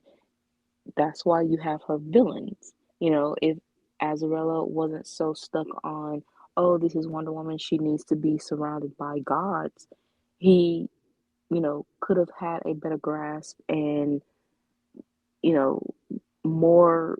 That's okay. So this is another thing of the whole revisionist because Wonder Woman was New 52 like top seller and was, raved about and That's everything the like that. thing. They treat it as if no one liked it. I got news for you. Outside of your window, a lot of the new 52 was really liked. Right. So it's another catch-22 type thing, but again, if Azzarello were to had established Diana's actual rogue gallery and what has she done as far as redeeming them, then we wouldn't have that um panel that everyone loves to post from Jeff Johns saying that basically implying that Diana kills her enemies, but we know for sure she doesn't. You know, so yeah, it all comes down to the creative teams. Mm-hmm. Yeah, exactly. That's why Jeff Johns and Tom King should stay away from Wonder Woman. So then, and like where they keep making her, and again, isn't it kind of funny how Tom King was complaining that that DC tends to make Diana totally dependent on her love interest. Bro, pot meet kettle. So there is that, and it's like this is why I get why the Wonder Woman fandom has issues with Diana being in relationships. It's just, do you really think that it would be different if she were with a woman? It really wouldn't. Exactly. It, That it, is, it would be the same thing. I don't know why I think this would be better. I don't know. That, I mean, if they can't write a male love interest or male what if they have a difficult time basically writing female characters just in general, whether a civilian or a superhero, what makes you think this is going to be better as a love interest? And Also, whenever the mainstream comic book industry writes LGBTQ characters, they become the stereotype, and Diana will become the stereotype of a butch lesbian. true. So I'm like, at this point, that's exactly why I don't want to do that. Then you get the supporting cast neglect because it's like, particularly the Tom King run, and we'll talk about that when we review his two crap shoots. But it's like Julia, Vanessa go up at all. Etta is just showing up in the worst possible area. It's like you. This is why no one people have trouble naming her supporting cast because you keep taking them away. It's like all this is self-inflicted stuff on DC, Britt. Exactly. I I'm mean, like, this is the main thing. mhm. It's not the character. It's not. I mean, yeah, fans, they do have their headcanons and they try to force them. And if DC doesn't do what they believe, within their headcanon, then that's another taint on the character because of all of the complaints and stuff on social, media sites and everything. But it still boils down to, you're right, the creative teams and how they perceive the characters, how they write them, how they present this certain thing. And 9 times out of 10, they are the worst. Exactly, and it's like now the other thing that I am gonna push slightly back on is the last point where it says Wonder Woman rarely headlines or plays a central role in DC major crossovers. Death metal. I mean, that was, yeah, she was basically like the voice of it, but it was still centered around Batman though. Yeah, but she did like all she advanced the entire plot of that story, and she even rallied Batman. That's what I'm saying. I mean, she's a plot device and the voice, but it was still dealing with Batman's world. You know, she That's with true. All of the dark multiverse characters were just variations of Batman. exactly. And I mean, you still had like the tie-ins, and it was Batman centered. It wasn't Wonder Woman centered. So, you know, I wouldn't really say that. They did have a good one where like Poison Ivy is like held in Themyscira because that's where the Batman Who Laughs makes like the jail cell, and Wonder Woman brings her, and it's like she goes outside and sees like there is no plant life on Earth anymore, and she's like really pissed. But so Diana brings her a little flower as a little token. So I do kind of appreciate that. So the result is you have a character that's iconic, but that like in all likelihood and in all like right, she should be promoted. But DC just it's not like we're dealing with a character that it's not like we're dealing with a more character, Britt. That's the frustrating part of this. And it's like what you need to do, and DC needs to like tie her in more. It's just the thing about it. I was talking to Robert about this, and one of the things that we said is like Wonder Woman needs her own event, because remember when the few times Diana was given her own events that crossed over the entire DC universe, it's either mediocre in the case of War of the Gods, or it's Amazon's Attack. Right. And we definitely don't want an Amazon attack anymore. No, Right? we No. don't. No, we don't. That's gonna be so much fun when I make you positively review that for April Fools. Yeah. that's that's all I gotta know. Anyway, so then we get to Captain Marvel. Now, here's the thing about her. She struggles with all similar things, but the thing for like with like Carol is that I know I mentioned that the constant changing of identity is like to a degree part of her like character, and that she's trying to find herself. It does lead to a lot of like whiplash occasionally. It's like when we're writing a story, Brit, and then we constantly change the title of the story. Yeah, gladly we don't do that. No, we actually Because plan. we exactly. But yeah, I get it. I mean, Marvel and DC, they have an issue, you know, with certain things like that of just not able to make up your mind of your story. And honestly, that just shows how fecal or built on sand your idea is. And I mean, if you have to drag on certain things, you know, and at the end, the result is a nothing burger. I mean, you might as well just drop the book. Um, that is what Exactly. happened with Tom King's, you know, Batman. He dragged all of that for so long, and it ended up a pile of nothing because you have, even with him being able to finish his run with Batman and Catwoman, you know, it still meant nothing because they aren't married, you know, right? As soon as he got off the book, DC wanted them to break up, you know, Off so panel, mind you. off panel. So yeah, it's a lot that it again, it really boils down to the writers and the editors who out of 80 plus years or so of these characters, they are just running out of steam, basically. Exactly. All right. So speaking of you're okay, so now I'm gonna explain all the comic baggage of Carol Danvers. Are you ready? Ready. So when she was Ms. Marvel, so they did a storyline called Avengers 200, and everyone that's watching this right now just collectively sighed. All right. So in the storyline, Carol Danvers wakes up one day and she is pregnant. So what Oh happens wait, is, you told me this. Oh my God. You know what? I had this out of my mind.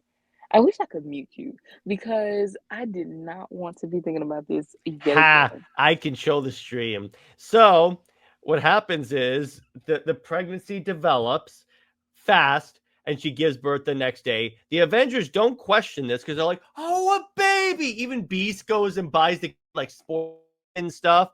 And then the kid develops really fast into a guy named Marcus, and is essentially like he's like making machines and stuff. Turns out this guy's name was Marcus, and he was a being in another dimension. The only way he could escape is by being born in our dimension. And so what he did was he abducted Carol, serenaded her with like poets and music and stuff, made her fall in love with him, had sex with her, impregnated her with himself, and then was born in the main world. And then at the end of the story, he's about to leave. Then Carol goes, wait, even though it was a connection based upon falsehoods, we still had a connection. And she goes with him. And then when she comes back, Chris Claremont was like pissed at this. So he comes back and he has this scene where like, so Carol comes back, doesn't tell the Avengers she's back. And the Avengers show up at the X Mansion where she's staying and goes, why didn't you tell us you're back? And she goes, because you guys didn't really care. I was pregnant and gave birth in a day. None of you thought that was weird? No, you're all doting over the baby. And she basically talked about how it was tantamount to she had to give birth to her own rapist. And I'm like, yeah, exactly. So that's the first thing. So how familiar is Civil War II? I'm not. Okay, so first of all, okay, on that whole thing sounded like some stuff, that Zeus would do, and like that definitely sounds like something that Azarella would probably write, But yeah, that so reminds me of Zeus, in New 52 when he turned himself into a baby. And yeah, that is just gross. I did not need to think about that again. Here's the story. So how familiar are you with Civil War II? I'm not at all. All right, here we go. All right, so this comic book storyline only exists because the Civil War movie was coming out. Because instead of publishing like Civil War as a republishing the comic, like reprinting it, they were like, okay, no, we need a fresh storyline. Let's use all the characters that won't be in the movie. So they did Civil War II. Now, the premise of this is that there's a being named Ulysses. He's an Inhuman, referencing back to our episode on Black Bolt and Medusa. And Inhuman power is essentially he gets visions of the future. It's more complicated than that, but for the purpose of this story, I'm simplifying it. So Carol decides, hey, we can use this to predict stuff before it happens and like predict threats. They start using that a few times, and then Tony's like, how are we? There's no way we're this good. How are we able to do this before it happens? Carol explains the whole thing, and then Tony goes, that's not how it works. So Tony Stark is the in this, and Carol is the radical, almost religiously fundamental like idea that we need to stick with this like idea of using Ulysses. So they keep using him, and then Thanos arrives, and Carol takes her team, and they're going to ambush him, but the battle goes horribly wrong, which leads to She-Hulk going into a coma and Rhodey dying. So what happens is Iron Man breaks in to the Inhumans' royal palace and steals Ulysses and runs a bunch of tests on his brain.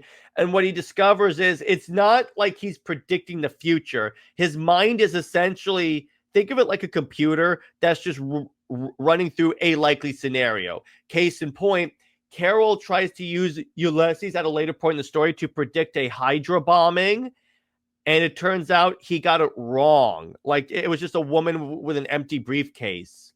And then Tony's like, okay, he got it wrong. That means that everything he's done is suspect. But Carol's like, no, we need to use him. He could really save lives. It's like they make Carol like blind to everything that's going on around her, to the point where she fights Iron Man and punches him into a coma. This is so ignorant. I know, isn't it stupid? So they tried to do a pre-crime story, but ended up this is the storyline that assassinated Carol's character, and some argue she still hasn't recovered from this. And guess who wrote that story, Britt? Who did? He who must not be named, but had a crappy Superman run. Oh my goodness. I'll give you a hint. His last name starts with a B. Why did I like already know? Did I mention that? So Ulysses gets a vision that the Hulk is gonna like rage out and kill everyone. So you know what they decide to do? Instead of approaching him calmly and saying, "Hey, Bruce," because Bruce had been cured of the Hulk at this point. There was someone else being the Hulk. So they show up at his little like cabin and go, "Hey, Bruce." Instead of going like Carol and Tony going, "Hey, Bruce, we don't have time to explain. Someone predicted you're going to turn into the Hulk. What's going on?" They show up with Shield and all of the Avengers in aggressive poses. Yeah, to the guy who rages out when he's under stress. And Hawkeye thinks that he sees like a green glint in his eye, in Banner's eye. So he shoots an arrow designed to kill the Hulk and kills Bruce Banner. Wow. Yeah, I this thing is like this is one of exactly. This is the storyline, by the way, that I had to positively review for our very first April Fool's stream, Britt. And when I read this, I was like, "Yep, that sounds like he who must not be named." Like, it completely turns Carol into a fascist. Honestly, like she's arresting people for crimes they didn't commit, and odds are won't commit. It's like when like there's a vision of Miles Morales Spider-Man killing Captain America. She, as soon as she gets the vision, she goes, "Hey Miles, you have to come with us." So, so who made her judge, jury, and executioner? I don't know. It is, by the way, did you know that this particular event had 56 tie-ins? Oh no. No. That's the thing, Britt, about Marvel. They go overboard with you think DC is bad with everything tying in? Marvel is infinitely worse. Literally every book tied into this and King in Black. Every single book. Even if they had no reason to. I was about to say, and for what? Like that. I don't know. But it's like that Civil War II is the story that everyone points to and go, "This is why I don't like Carol." What a shame. What a shame. And it took some writers to like rehabilitate her character. Obviously, some writers have, like Kelly Thompson, which Kelly Thompson is always cleaning up bad runs. Isn't that hilarious? It is. I mean, she hasn't been on the main Wonder Woman book, but it's the fact that she might as well have then. Exactly, because Absolute Wonder Woman is miles better than Tom King. Yeah, exactly. I think, by the way, the other reason why they made Carol go super fascist in this is because she's in the military, so they think she'd have like a blind devotion to following orders. Because you know how how saying we were just following orders is a viable excuse when doing really heinous stuff, right? Right. Exactly. So that's that. And then with the after this, there were a lot of writers that were trying to like rehabilitate her character, and they tried to give her like other supporting characters like Spider-Woman, Jessica Drew. Before you ask, she doesn't have spider powers like Spider-Man. She's just called Spider-Woman. It's a whole thing in the comics. They have explored this, but it's like there is also times when they sometimes do kind of like repeat the same story where she goes into space and for a while then comes back and has to reintegrate as a space character. But it's like she only really gets like good stuff in like the events. But the thing is, like, when she is properly used, again, she is like a ridiculously awesome character. And it's like when they and then she's the character that when they do when Marvel writers do feminism with her, they royally screw it up. I mean, is there anything to say good about creatives? At Marvel, mm, Both in general. I mean, it sounds like, mhm. they just don't know how to take care of female characters. They don't know how to do events. They don't know. And I mean, remind they me can again hype. about how how Wonder Woman being written by a woman would solve all of her problems. Right. I mean, I really can't see that, you know. Um, But still, it's like again, Carol has great comics, so that's like, don't worry, Britt, I got you, I got you, I will, I'll set you up. But it's like a lot of it is like either pre she becomes Captain Marvel or after Kelly Thompson is off the book. I mean, Kelly Sue DeConnick. Oh man, that's confusing. So that's like the results of Carol Danvers. You have a character that struggles with an audience to the point where her solo series has been relaunched a dozen times because it keeps failing in sales. And I think it's partly because she's still dealing with the baggage from the war, because even when fans see her, they see like the one that like it doesn't help that like they reference Civil War 2 a lot with like Carol. It's like an inside joke between her and Tony. She's like, it's like Tony's like, oh, you're gonna punch me in a coma again. And I'm like, why are you referencing that? Why are you? They keep reminding people of the storyline that significantly hurt her like relationship. So, Britt, in light of that, so tell me about this crossover you have for Wonder Woman. okay. So, of course, as always, we have a crossover story. And this one, of course, is just the individual characters. The main theme is inspiration for young girls. And it took inspiration from Superman and Wonder Woman 3 when Diana has that little speech, Hesha, Okay. you know, and also just the purpose of Wonder Woman and Captain Marvel, who they're supposed to be. So the premise of this story is young girls being kidnapped or they end up in a coma.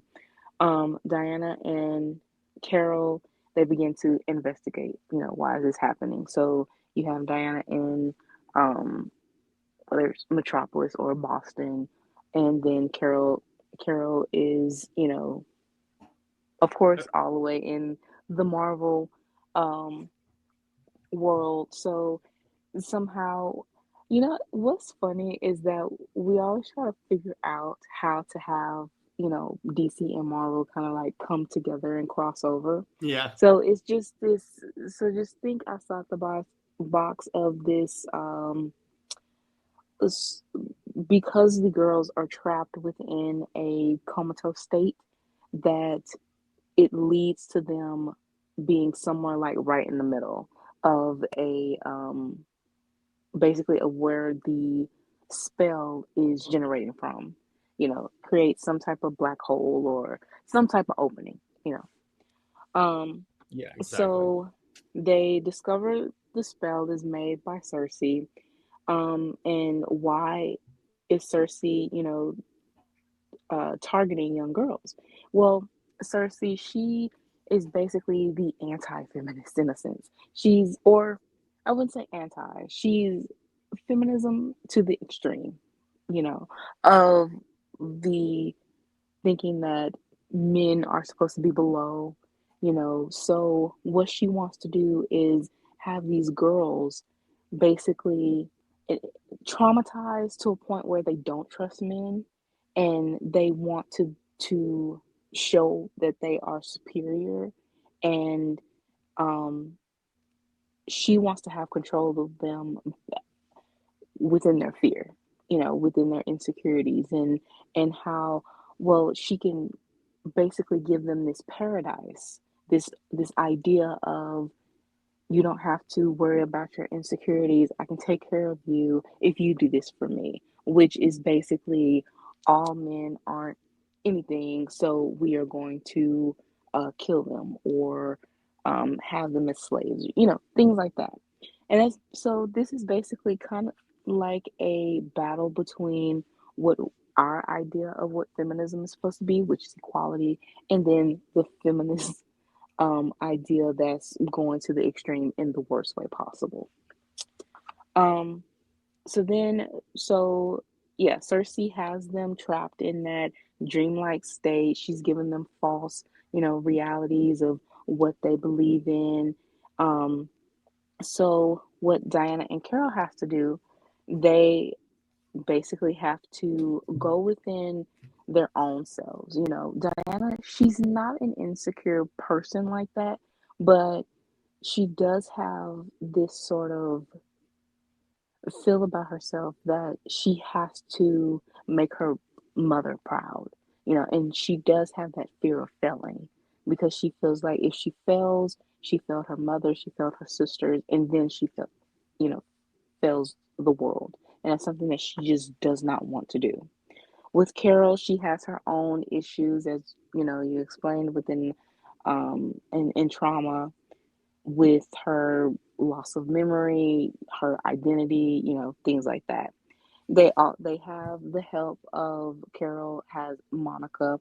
Monica I chose only because again, going back, I don't know her supporting cast. Monica is the only one that obviously is you can also add um, Kamala in with this too, but she's the only supporting cast that I would think that was important to her from the MCU, you know. But with Diana going the Perez route, she has Julia and Vanessa, and then she has Cal as her support. And he's also that symbol of, again, going um, the basically the confirmation of the feminist idea that we talk about, and how he's supposed to be the antithesis of men with power, and how he's humbled, and everything like that. So the story overview is basically going to be 6 issues, a black label thing. It's a good And length. uh, as I said, the main villain is Circe.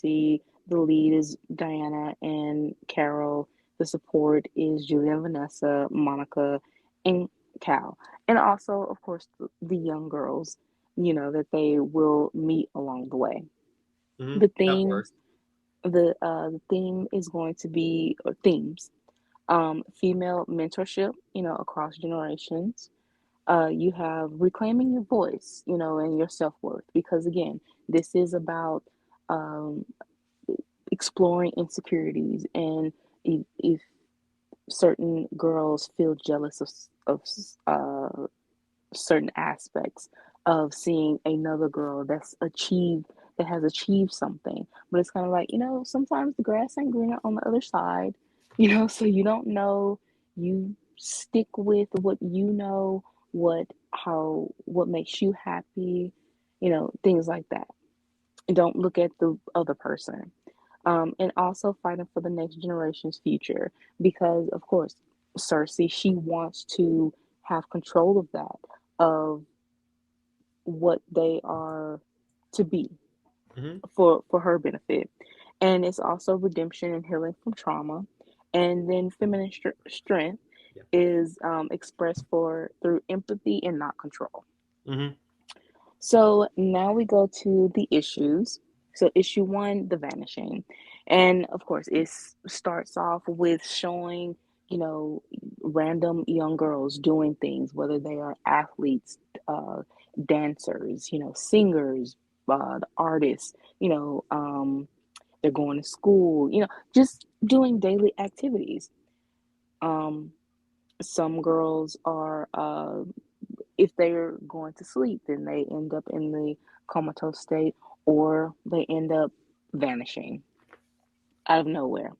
So again, Diana, she begins to investigate this through mythical channels with Julie and Vanessa. Also, Vanessa, she is Silver Swan. This is Love that. after that happens to her. So instead of the drama of losing Julia and Vanessa being, kind of like a lost cause, Diana was actually successful in helping her, and Vanessa becomes her sidekick. She is, in my mind, or within this, even though she has the Silver Swan, name and everything, she is has fulfilled that role of the Wonder Girl that she wants to be for Diana. She's trying to essentially reclaim that title and reframe it. Exactly.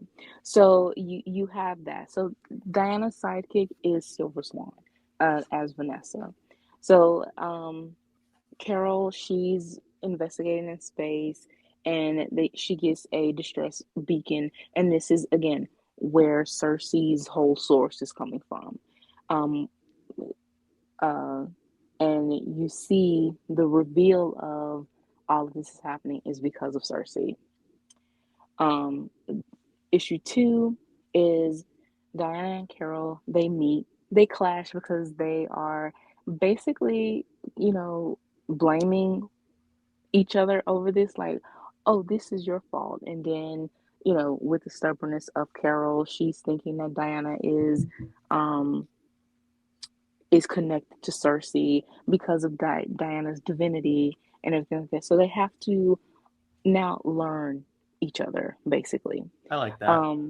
And they discover, when they finally realize that it's Circe, and especially Circe, she's very bombastic in a It way. was So Circe all along. right, very much an Agatha type thing going on here, and she wants herself to be known. Especially with Diana, Circe is petty. So she wants to get Diana some way. Mm-hmm. So they find out that this is Circe and what she's doing.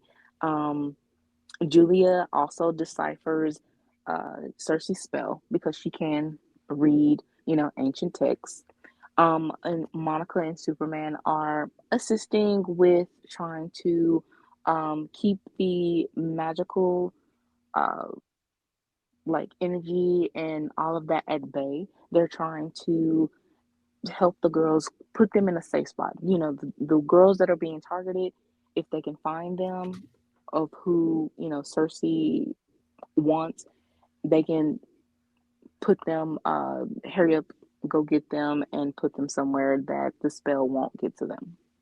Yeah, exactly. Issue 3 is Vanessa.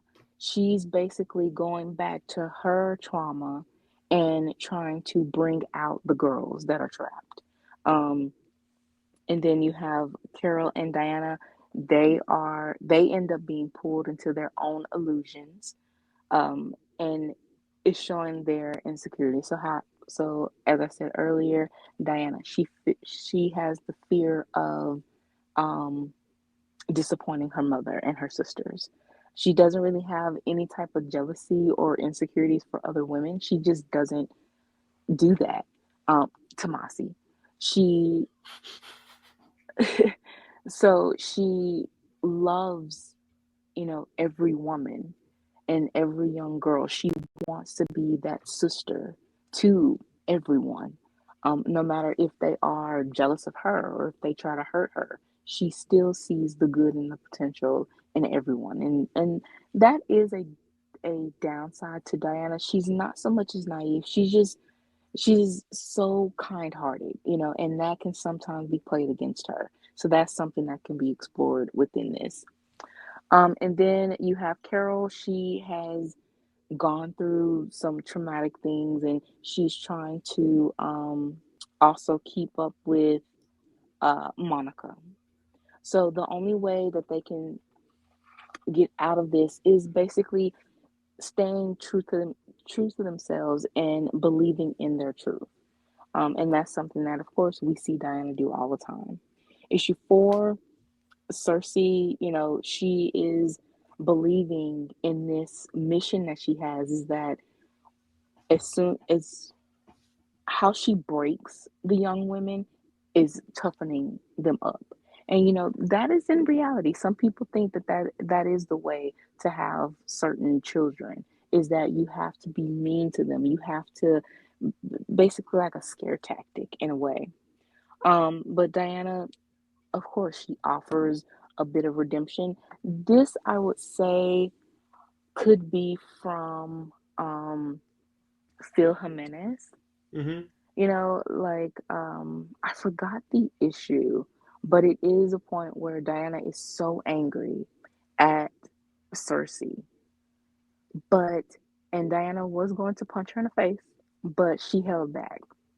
You know, she's like, I'm not gonna stoop so low to your level. I'm going to basically stay, take the high road and try to basically reach you.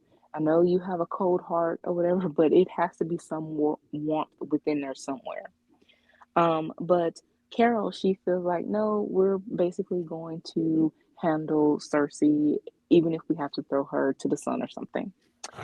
Um, Oh, Cal! yeah, Julie and Vanessa, they are now having this broadcast, and they're basically letting girls.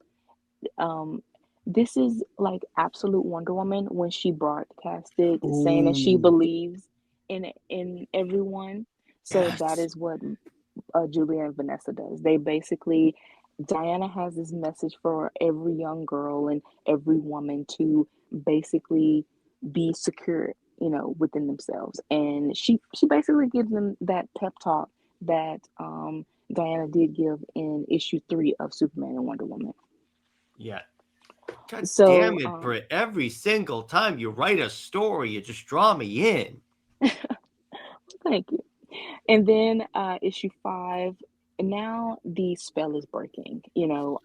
Carol, she has to fight for Monica because Monica is a weak spot for her, of how she wants to be protective of her. Circe has kind of she's peeped that out in a sense, so she's trying to use Monica against Carol, and she has to help her. And she does, of course, obviously. So it's an emotional confrontation, for both of them. Diana faced Circe, and it's not a physical fight. It is a battle of ideals, and they are surrounded by the spirits of young girls, the past and the future. And basically, Diana is like, I'm not going to let let you taint these young girls. You have your own dealings with men, um, and the world is corrupted, but we have to do better.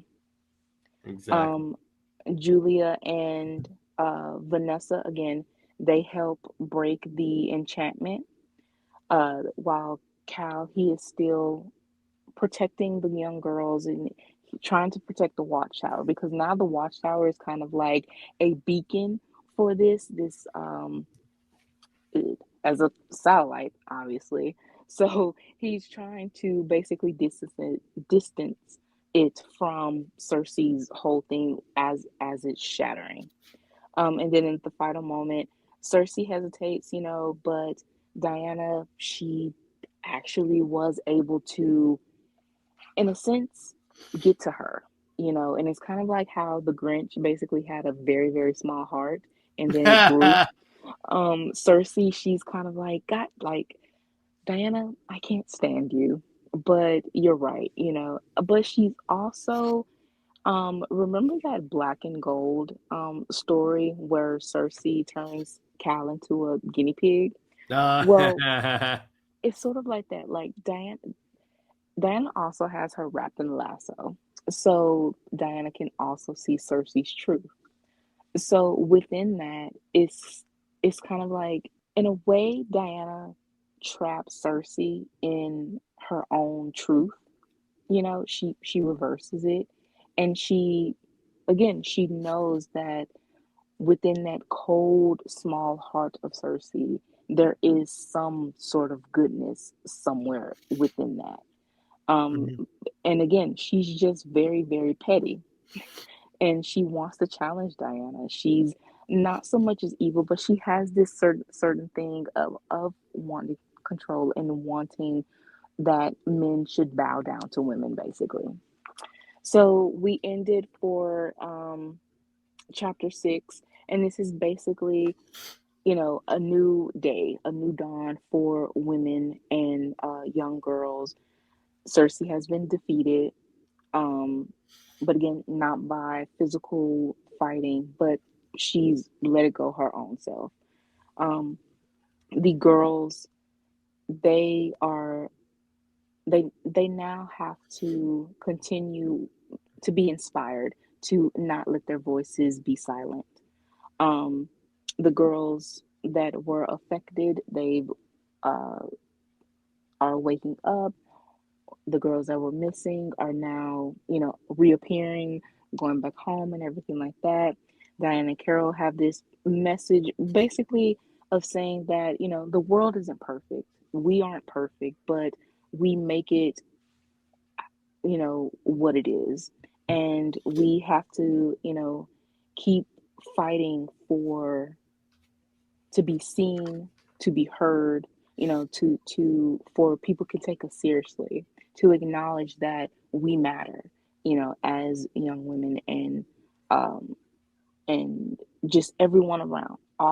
We all have this voice and something to bring to the world.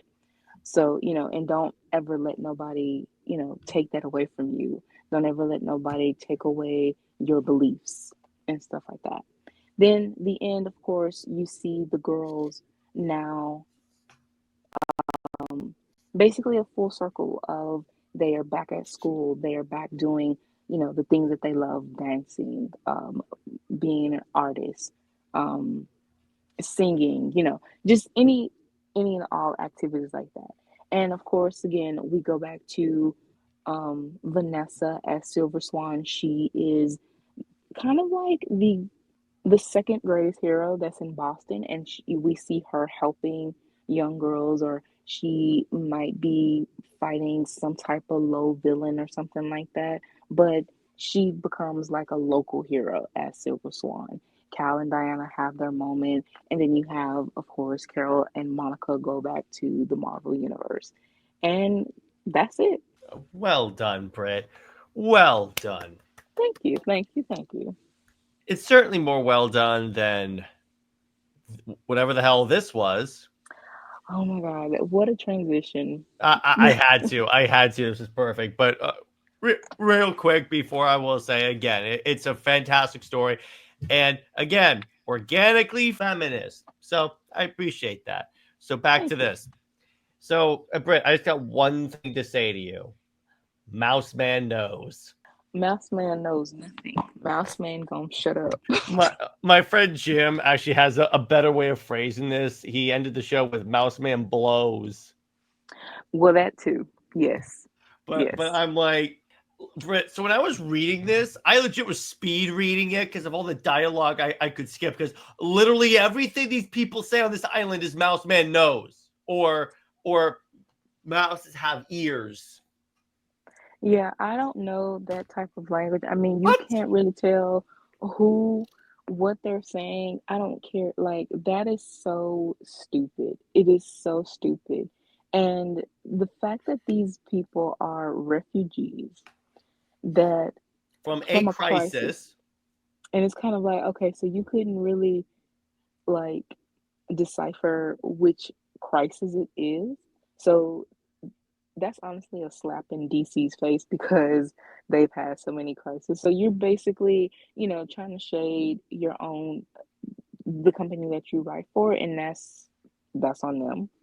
But yeah, this was a bunch of nothing. And then all of a sudden, Diana gets a call from Etta. But you know what?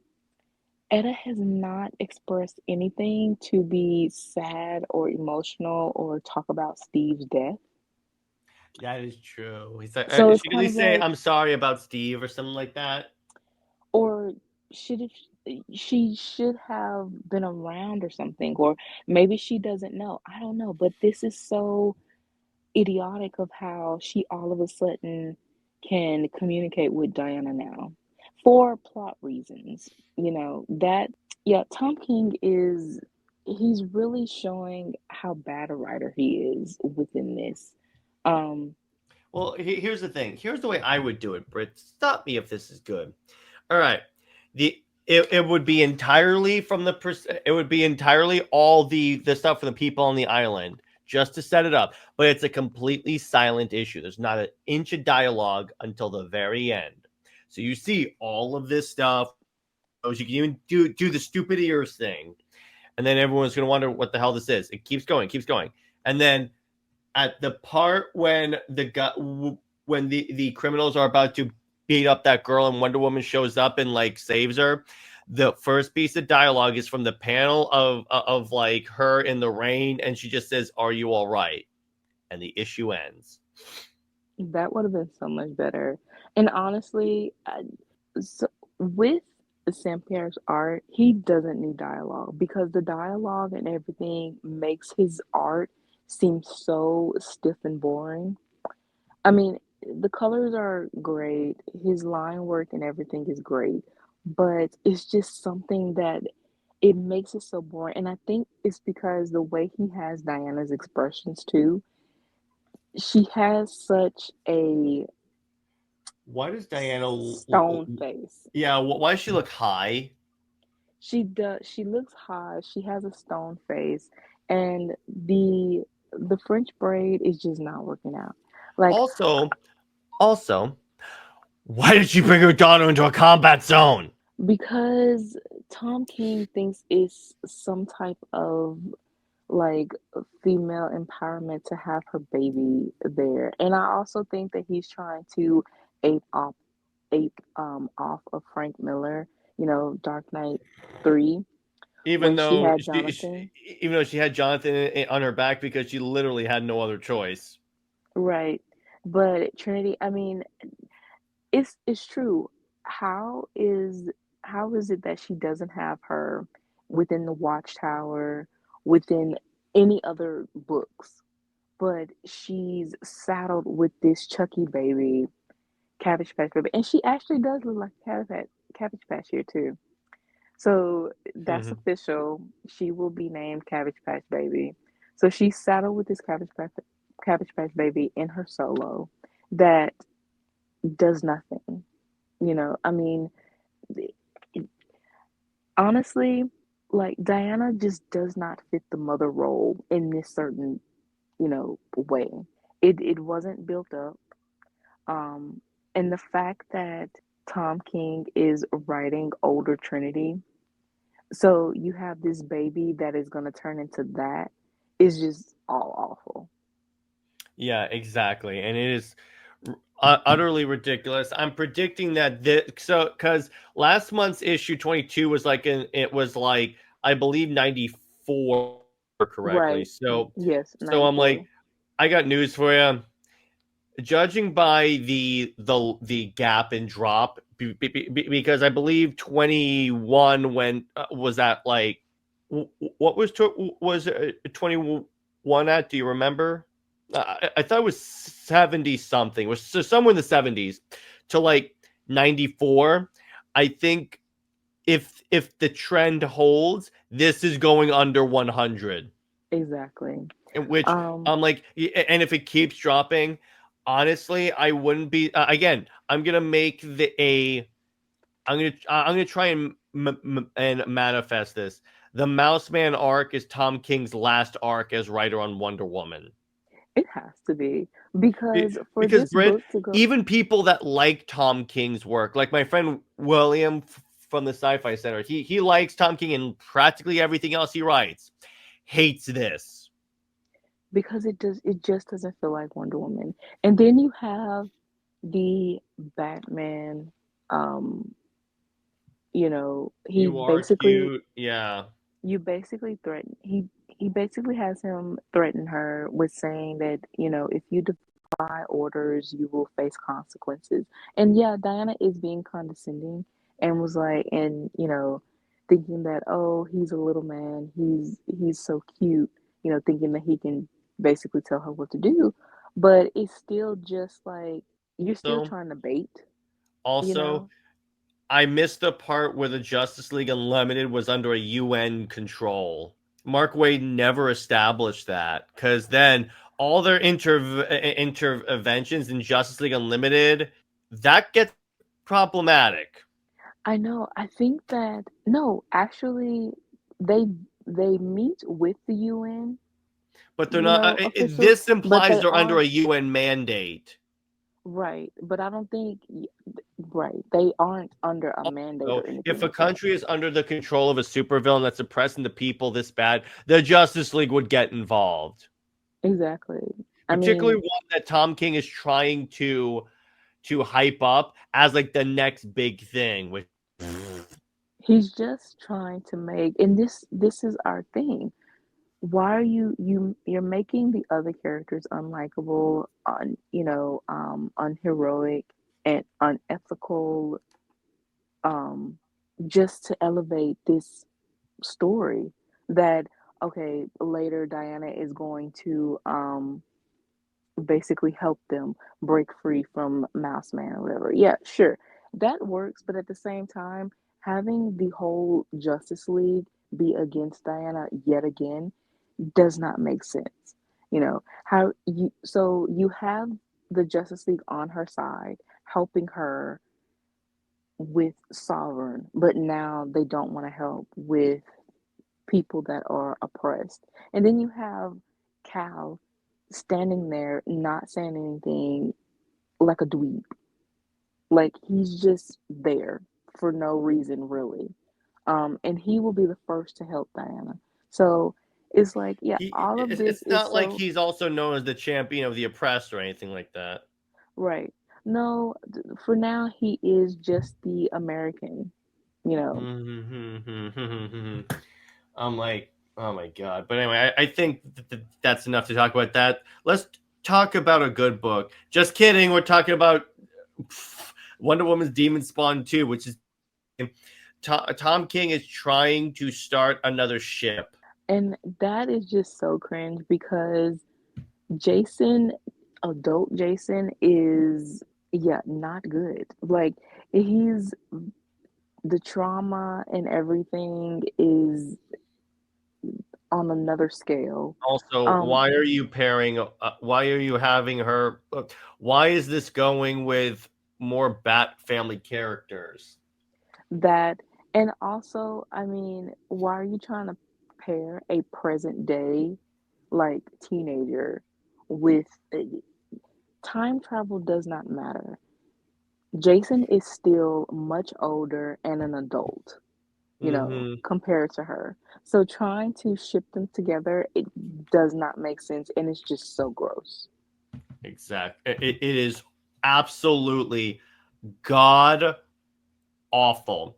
But here's a book that's not bad. Absolute Superman. So I'm going to say this.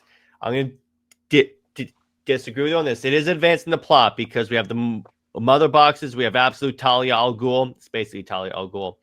And the thing about this is very much him being the champion of the oppressed and like saving all these people that are being oppressed by the Lazarus Corporation. So it's still him doing stuff and helping people. He is. I get that. It's just it still feels kind of slow, Oh you yeah, I know. get It that. it and it feels like he's he's very proactive. He is, but at the same time he's reactive too.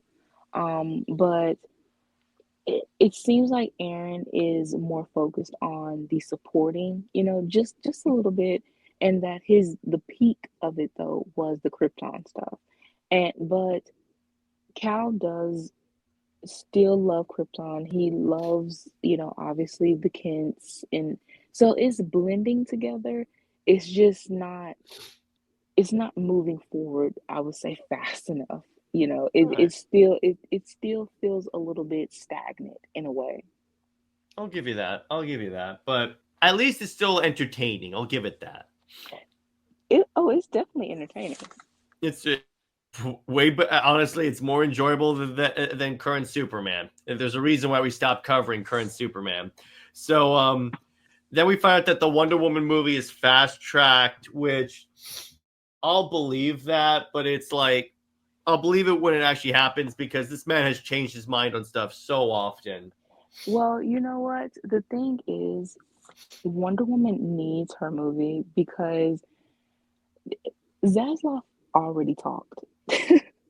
So And it's the kind of like funny part is Gunn said she's not exactly fast tracked. they are it seems like they're going back and forth with this, but Zaslav is definitely he's the one that's talking to investors, and he has like this timeline. He's already said there's a 10-year plan going. But it's very much PR talk.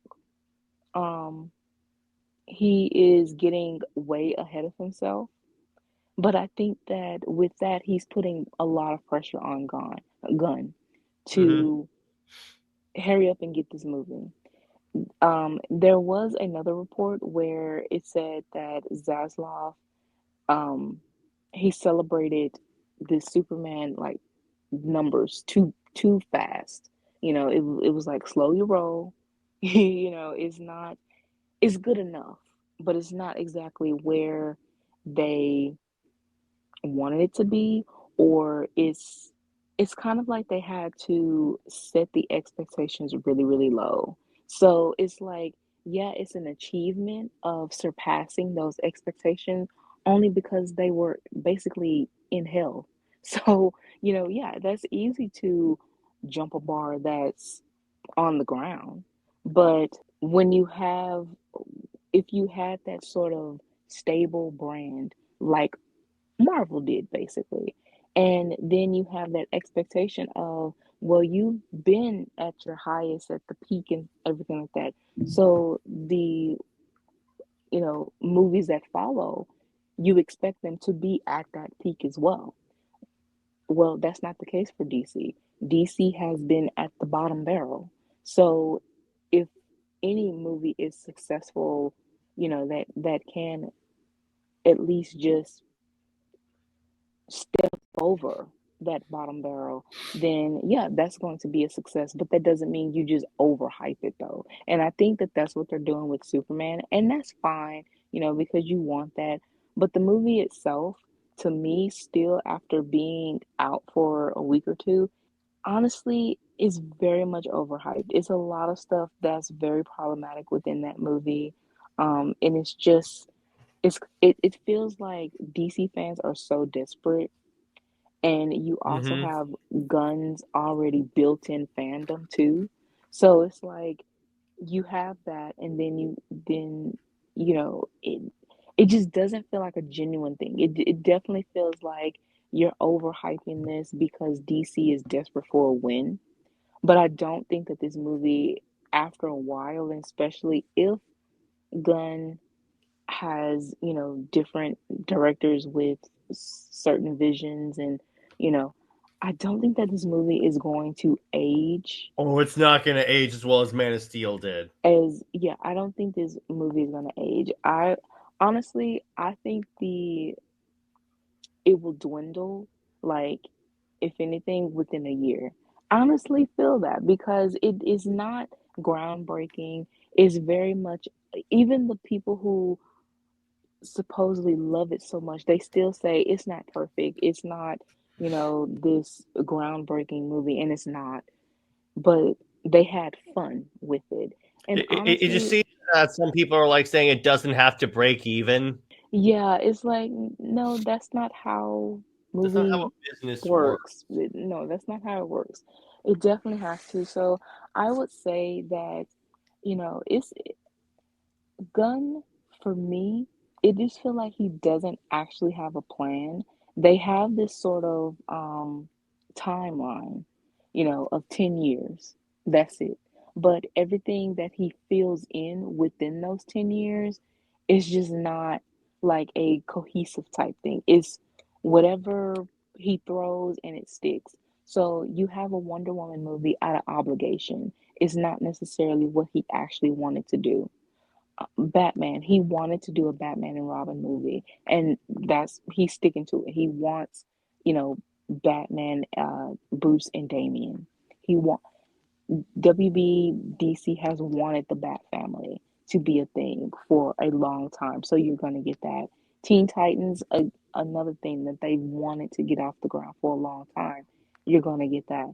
But Wonder Woman is a total different thing because they didn't have the expectations for um, DCEU Wonder Woman. So yeah, they aren't going to have expectations for DCU Wonder Woman, which is a shame because Superman and Batman has had movies that has massively flopped or has turned them into jokes.